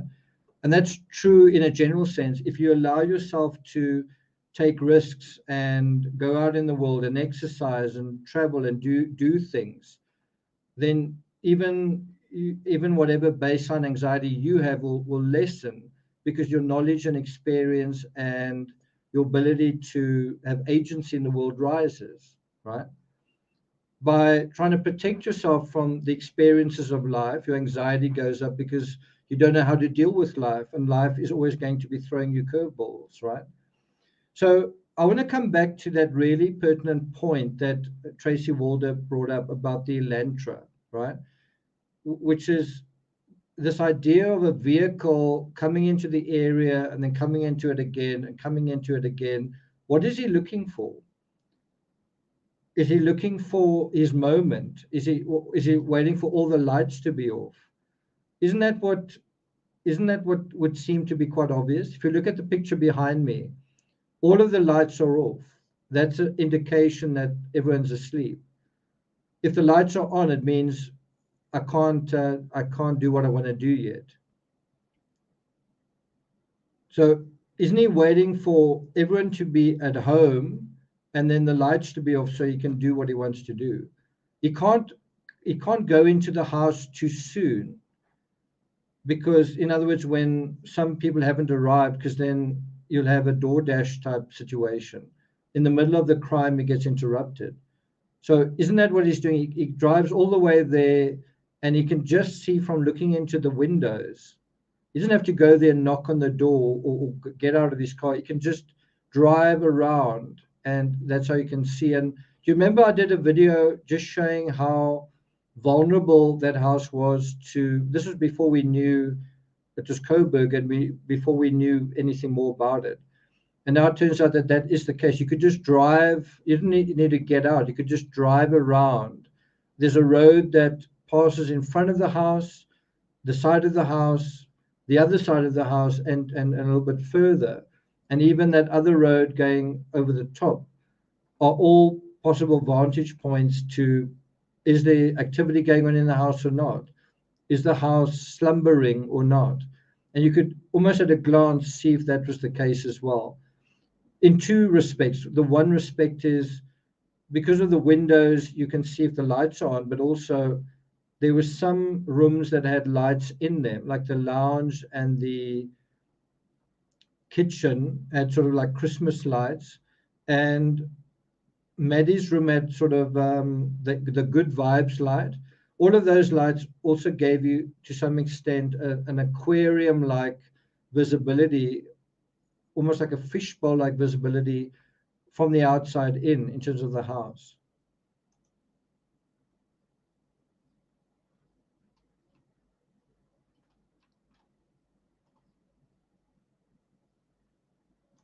Absolutely. So I want to play something from one of my previous videos where I sort of asked this question. Let me just bring it up.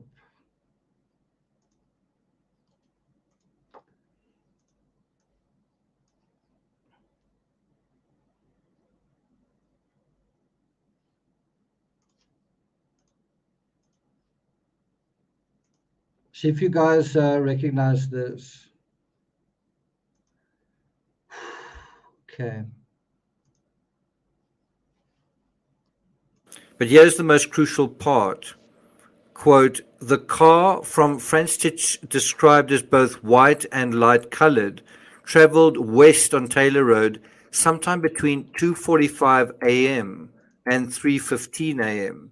Similar to the Food Mart footage, this Reolink footage from Linda Lane only managed to get a side view and wasn't able to pick up a license plate. But do you see the problem? It was going the right way, that's from east to west, which is from right to left if you're looking down the road. In other words, from the right side of the road to the left towards King Road in the direction of King Road. But here's the problem, at the wrong time. The footage from the Food Mart clock is from almost an hour later at 3:45 a.m. So we have. So the question was, like, you know, we were getting this information and we were getting information from multiple sources. One was from Linda Lane, and I think that was at something like 2:20 a.m., somewhere around there. And then the other one was from the Food Mart clock at, you heard it, 3:45. And then it turns out the crime was actually committed around about 4:15. And so the question then comes up, were those sightings legitimate? And I think the surprising answer was neither of those sightings was the vehicle going to the crime scene and committing the crime.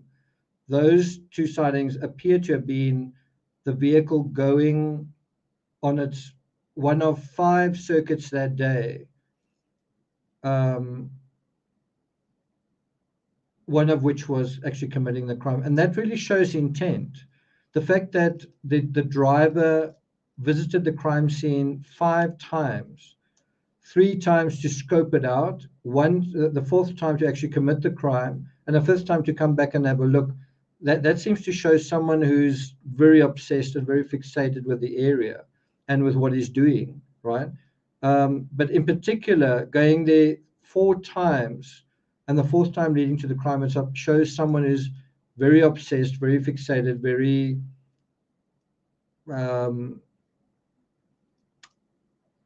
very caught up in this whole premeditation, doesn't it? But the other side to it is, we know that the Linda Lane footage was found the very next day, right? The Linda Lane footage came up the very next day. So if you think about it, law enforcement literally had Kohberger's vehicle. They knew it was a white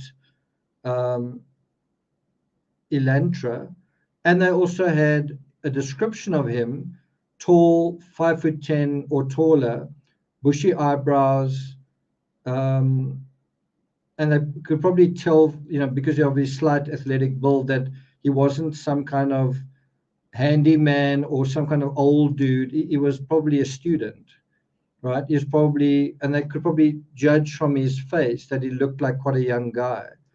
In other words, not sort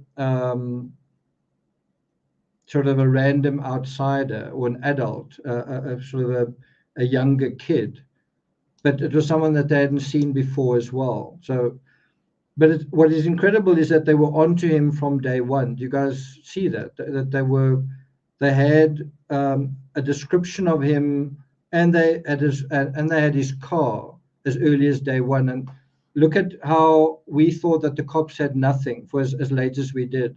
I mean, there's a point where I thought they're gonna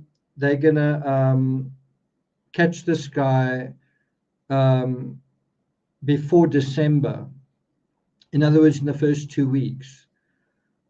And we know that they traced the Elantra to Kohberger, a white Elantra to Kohberger, and the license plate as early as, I think it was the 24th or the 27th of November, somewhere around there. And then I said, well, they're going to catch him before Christmas. And then they'd already got his phone records, I think, by the 23rd. And then the DNA match was before. So I think it was all reasonable to assume that they were going to catch the killer quite soon, and they did. But they, like the chief said, we don't only want an arrest, we want a successful prosecution. And I think that was one of the few and rare disclosures he made that was true. It wasn't bluster, wasn't misleading, right? Yeah, it is a lot.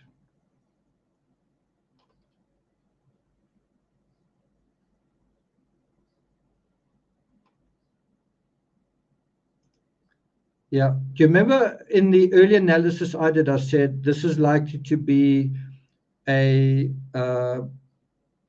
fit perpetrator because the mere executing of the crime requires fitness. You've got to run up a flight of stairs, quickly do something that requires extreme physical effort, like a large amount of physical effort, and then another followed by another one. Then you must run back downstairs and then do the same thing again, and that can also include fighting off your assailant, right? And so it did seem to suggest someone with physical fitness, and that then turned out to be the case. That was quite interesting.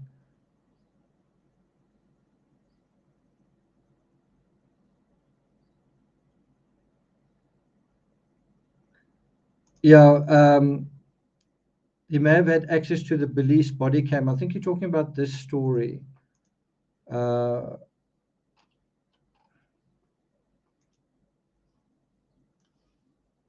not quite sure what to say about the story because they sort of say two things at the same time. They say he had access to the crime lab with camera streams, right? And quite interesting here, they describe him as a wolf, which is what I described him as well early on. And then also a wolf in the hen house. That's why I say you should think about someone who's a drug addict or someone who's on drugs, but nobody knows. It's kind of similar. It's someone who is doing something they're not supposed to, and they live in plain sight. It's kind of like the alter ego thing with Batman and Bruce Wayne, except it's on a drug and criminology situation. What's quite interesting with this is they say you had to be vetted in order to attend these classes. Trying to just see where they say that. So there are some of those screens that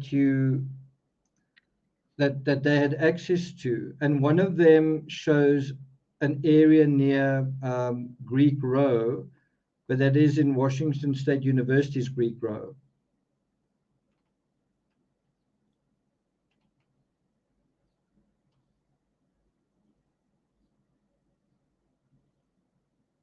So they do say that the university vehemently denied that he was allowed into the CSI lab. I'm just trying to see where they say vetted, that they were vetted.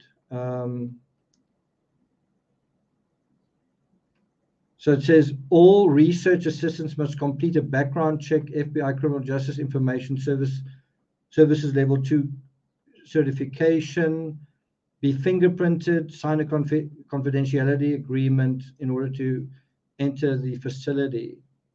Access is strictly controlled.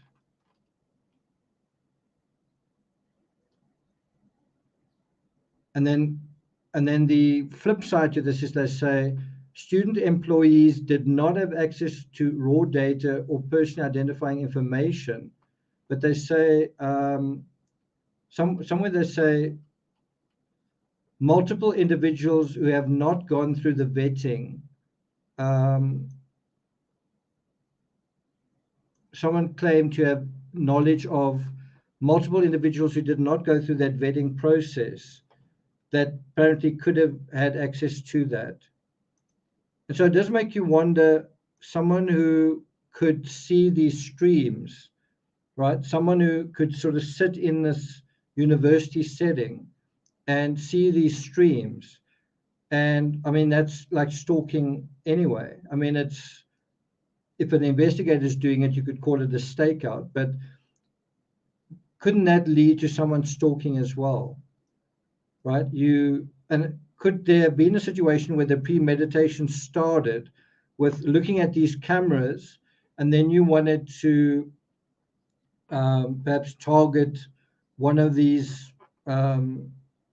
houses in the Greek Grove on the Pullman side, and then for whatever reason he decided that's not going to work, and then he went to the other side, and then he went to Idaho.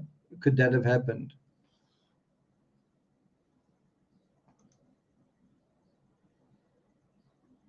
Yeah, that's exactly it.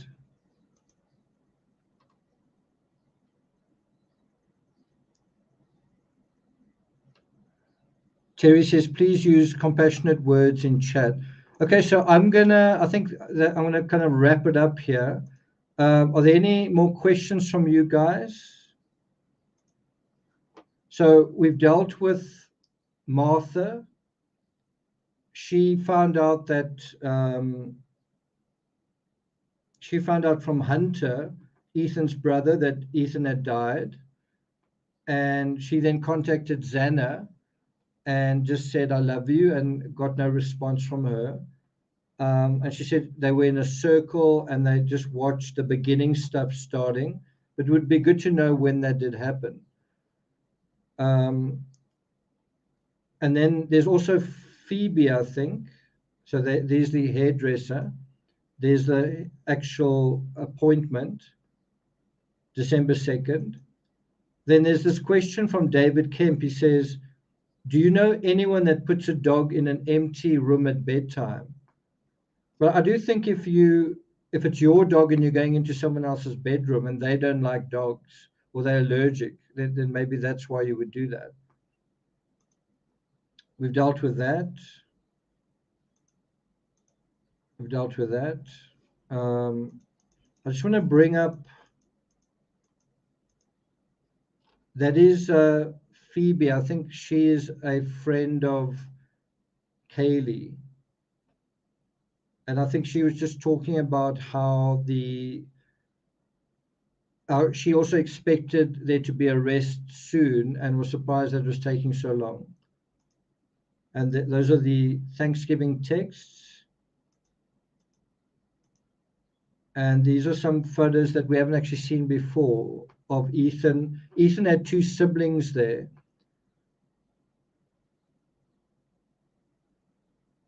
The part that is definitely hard to understand is you can start down the road where you say Dee had too much to drink and she whatever, and so she didn't call 911. But the part that is harder to understand is, with so many kids there, did they not see the blood coming out the wall? Did they not? I mean, when they knew that Ethan had died and Xana had died, did they not see blood in the house?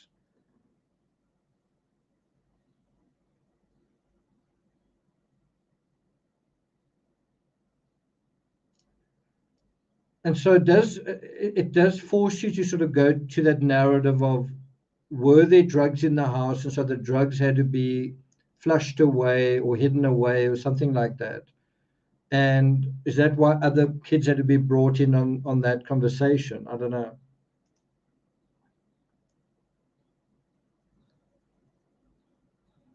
The thing you hear from the parents repeatedly, especially Kaylee's parents, is that they were good kids, that they were honest kids. You would want them as your neighbors.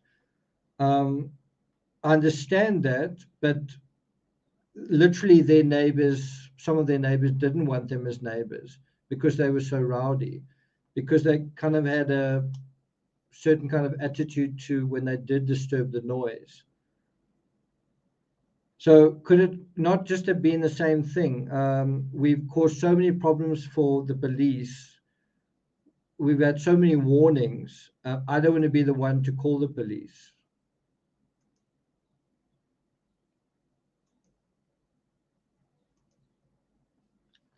And that's my story. Have I caught onto everything here?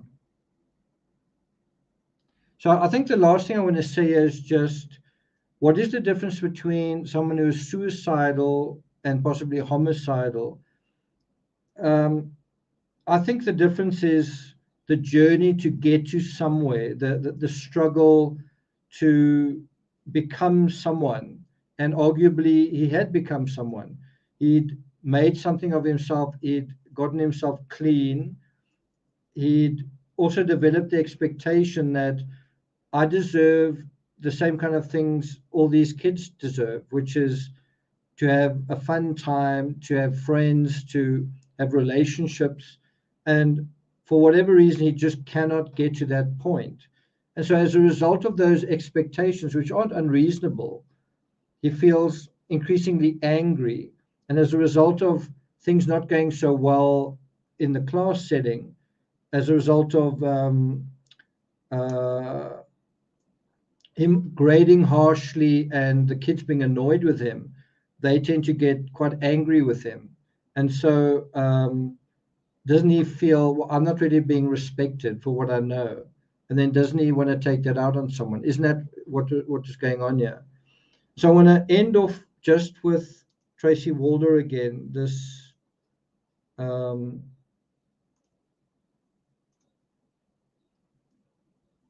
this last question. Affidavit does a really good job of laying that out. And really the question we are all asking, do you think this was Kohberger's first kill? Definitely. What do you think is the answer to that? First of all, do you think this was Kohberger's first kill? What do you think is the answer to that? Thanks a lot, Tamara. That's kind of you to say that. Thank you.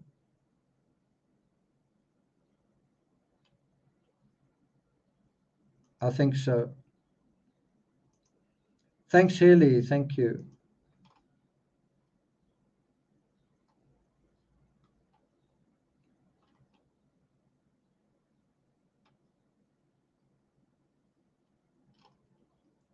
That does seem to be what we're talking about. Also emasculated. Now, if you imagine he had a girlfriend or he just had a very good friend, would this crime still have taken place? If you just imagine that he'd established one sticky relationship where someone hung out with him and so on. And if you think about it, think about the timing here. I'm going to come back to Tracy Walder. Think about the timing. They have this big party, the whole campus, the whole of IDAHO campus have this big party, right? Not Pullman, IDAHO. They have this big party, this big celebrations near the end of the year, and then all of that fun and revelry and joy and happiness is intentionally destroyed, devastated, exploded by someone who comes there and kills 4 people. That's exactly what he wanted to do. He wanted to turn that happy place into a place of fear. He wanted to rule the roost. Don't you get that idea?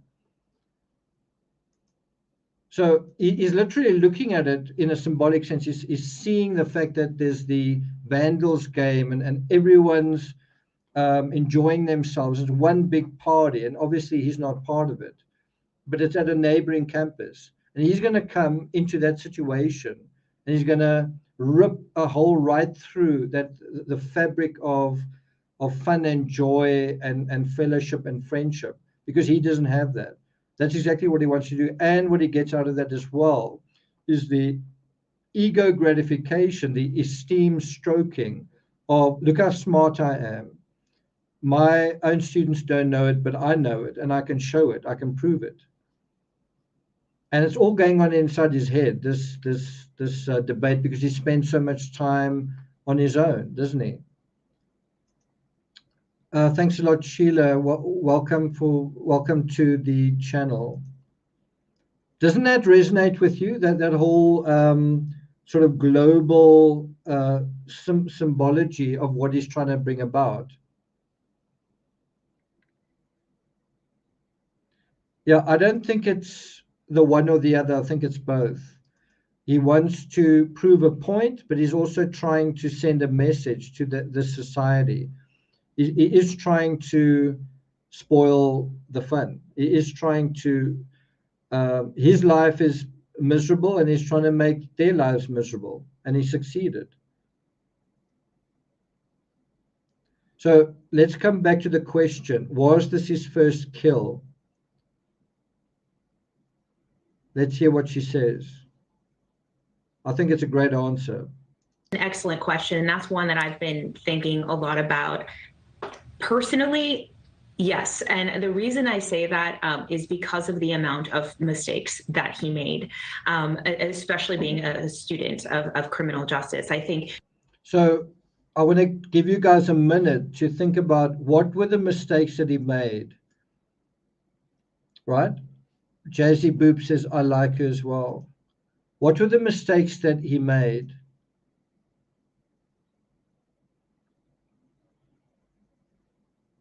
Bart says, can I become a member through my YouTube phone app? I think so. Too sloppy, but specifically how? Specifically, how was it sloppy?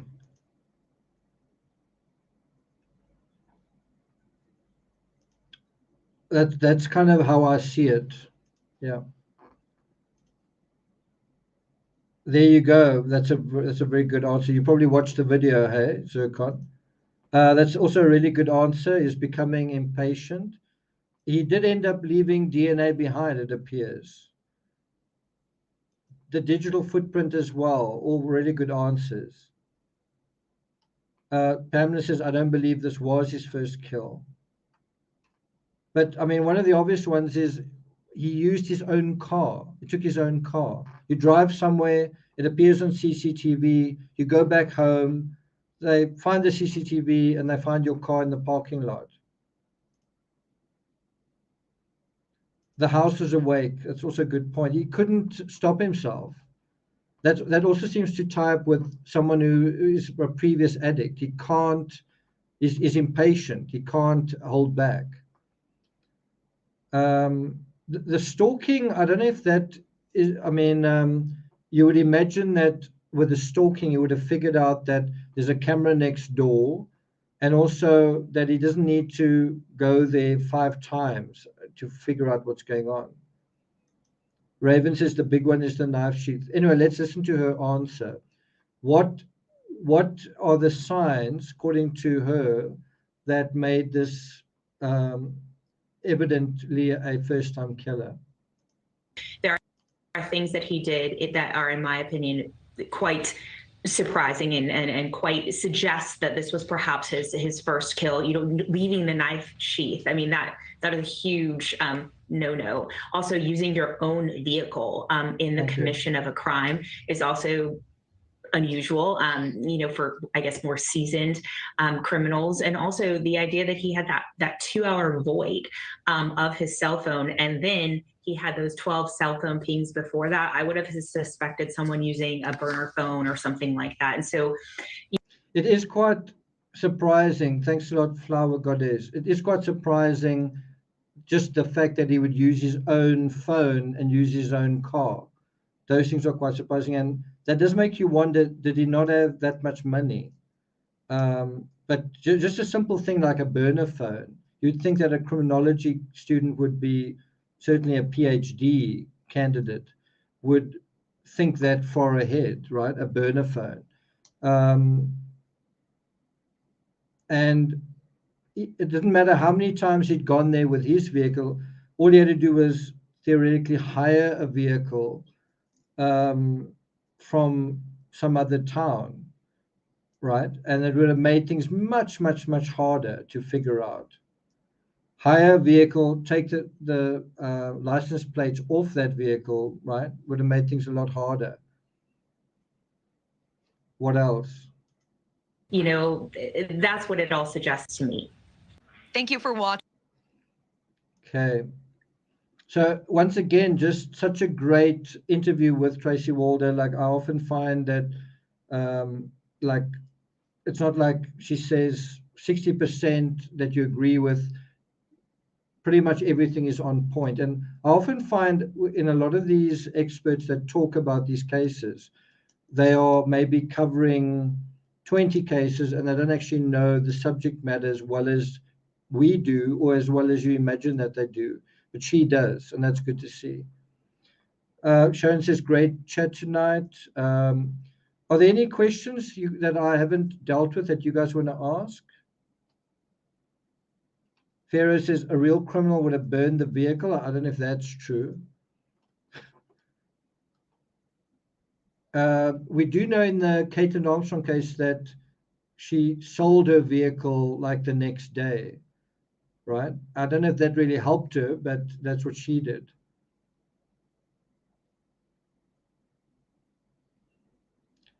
Jazzy says, is there a delusion in him? Delusion is kind of this idea that you're not in touch with reality. If you're delusional, you are disconnected from reality. And an image that I thought I was going to be able to show you that I don't actually have here. Let's see if I can find it. So in terms of this, this video that I put up, what's quite ironic with this is I was trying to make the case that we're dealing with someone with two identities, and by that I don't mean that he's, I think, the Dr. Jekyll, Mr. Hyde of the classic story. In other words, he doesn't know that he's Dr. Jekyll and Mr. Hyde. As far as I'm concerned, he does know, in the same way that Bruce Wayne and Batman know that Batman is Bruce Wayne and Bruce Wayne knows he's Batman, right? But nevertheless, the fact that you've got these two distinct identities means you do have a split person, right? I'm not saying it's a schizophrenic situation, but it has the hallmarks of that. And so that's where you ask the question, how does that happen? And I think one of those is, how do you live a lie? How do you, in an everyday sense, live a lie? Well, if you are a drug addict, for example, and now you're in a totally different situation, but you're still actually that drug addict, right? It could also be, to be very silly about it, you could be someone who was hugely overweight, maybe even a diabetic, right? And then you lose all that weight and you go and work in a sweet shop. It's not going to be that easy to do, right? You follow what I'm trying to say? And so you kind of get the idea that Bryan was a certain kind of individual when he was a heroin addict. And when he got into the criminology thing, he maybe couldn't quite shake off some of the bad habits of being a heroin addict, some of the duplicity, some of the deception, some of the trickery, some of the manipulation, right? Another thing that I kind of wanted to deal with here that I didn't really touch on, just see if I can find it. Not sure why I don't have it. Oh, I didn't actually copy it here. But anyway, one of the commentaries I wanted to make, and I'll maybe leave it for another episode, is could Bryan have watched something like Star Wars, the very last Star Wars episode, and got caught up in that narrative, which is about someone who does go over to the dark side? And Adam Driver does resemble him a little bit. You might say this is really off the wall. But if you think about it, we had no idea in the beginning when we thought that the perpetrator might be Hoodie Guy. We had no idea who we were dealing with. There's still a sense that we have no idea who we're dealing with. And so when you start thinking about popular culture and what is going on in popular culture, What kind of fodder were young men watching? Were they watching the Avengers movies, which is about destroying half the world, with Thanos? Were they watching the, as I say, the Star Wars thing where the hero turns out to be the granddaughter of someone who's absolutely evil? And so it raises these existential questions. Aren't I evil all along? And shouldn't I just give in to that? And it makes you wonder, didn't he do that? So I'd be really interested to know what he, in all that lonely time, right, all that time that he's by himself, what does he preoccupy himself with besides the criminology? What movies does he watch? What books does he read? What are the sort of franchise entertainment things that he's really into? I'd be interested to know. Okay. Josie wants to see Timmy. I am a movie buff, but I mean, yeah.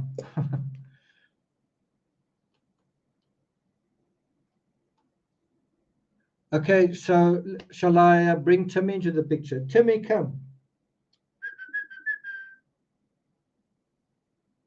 Timmy, come.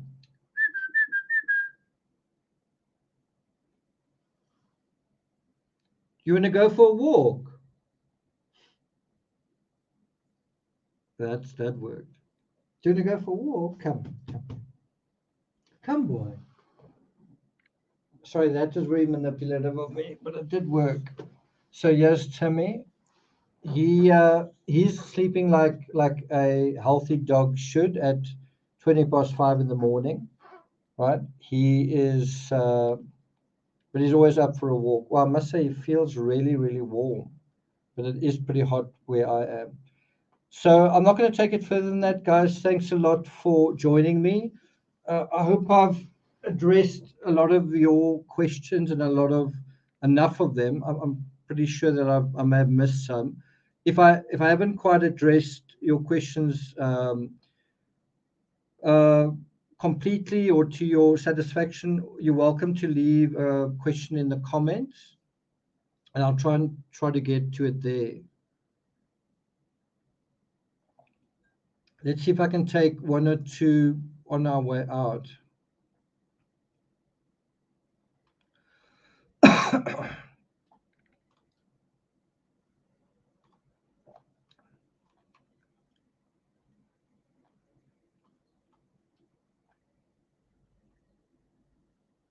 Oh, really? Did your dog get excited? That's interesting.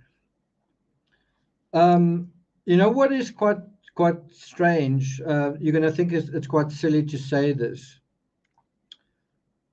Thanks a lot, Deborah. Thank you.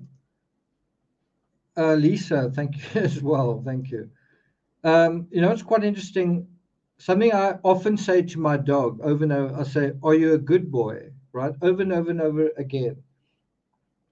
And I think if you could answer, you'd say, you know what, I'm actually not good and I'm not bad. I'm just a dog. I'm just me, right? And if you think of, I know it sounds silly, but if you apply that to the suspect in this case, is he a good boy, right?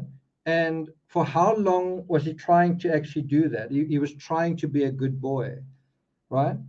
And no matter how hard he tried, no matter how much weight he lost, no matter how he reformed himself, he wasn't regarded as a good boy. And isn't that why he became a bad boy, right? It's kind of quite an interesting existential question. And as I say, if Timmy could answer, Timmy, do you want to come back into the conversation? If you say, are you a good boy? Are you a good boy? Is not good and is not bad. It's just a dog, right? It's just a dog. And the same applies to a person. If you say you're evil or you're good or whatever, you're just a person, just who you are. And when you see those students, they are just being themselves. And it looks like the perpetrator yet didn't know how to be himself. He couldn't accept himself and he couldn't accept the society that he lived in either. And isn't that why this crime happened, right?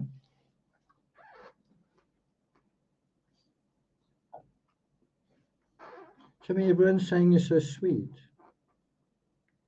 You are going to need a bit of a shave soon because it's so hot.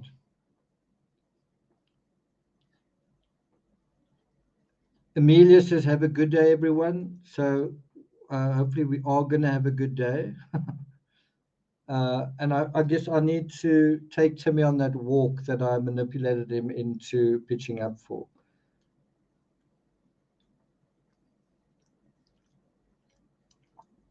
That's a good point from Yvonne. Good point. I just want to thank all the mods that are here that have been on point, and the new members, and all the new subscribers. And then also want to thank you guys for the super chats. Jay says, I heard the affidavit was redacted by 30 pages. I wouldn't be surprised if it's a lot more. We only got the one officer's account there, so I wouldn't be surprised if there's a lot more to it. Affidavits don't need to be encyclopedic. They've got to be just enough. So that's the setup. Danielle, welcome. Bear in mind, if you want to engage with this lovely community elsewhere, you can join us on Patreon at patreon.com/TCRS. I'm quite interactive there as well, certainly in the comments. Okay, that's it. Anybody else? Catherine Wall, thank you so much.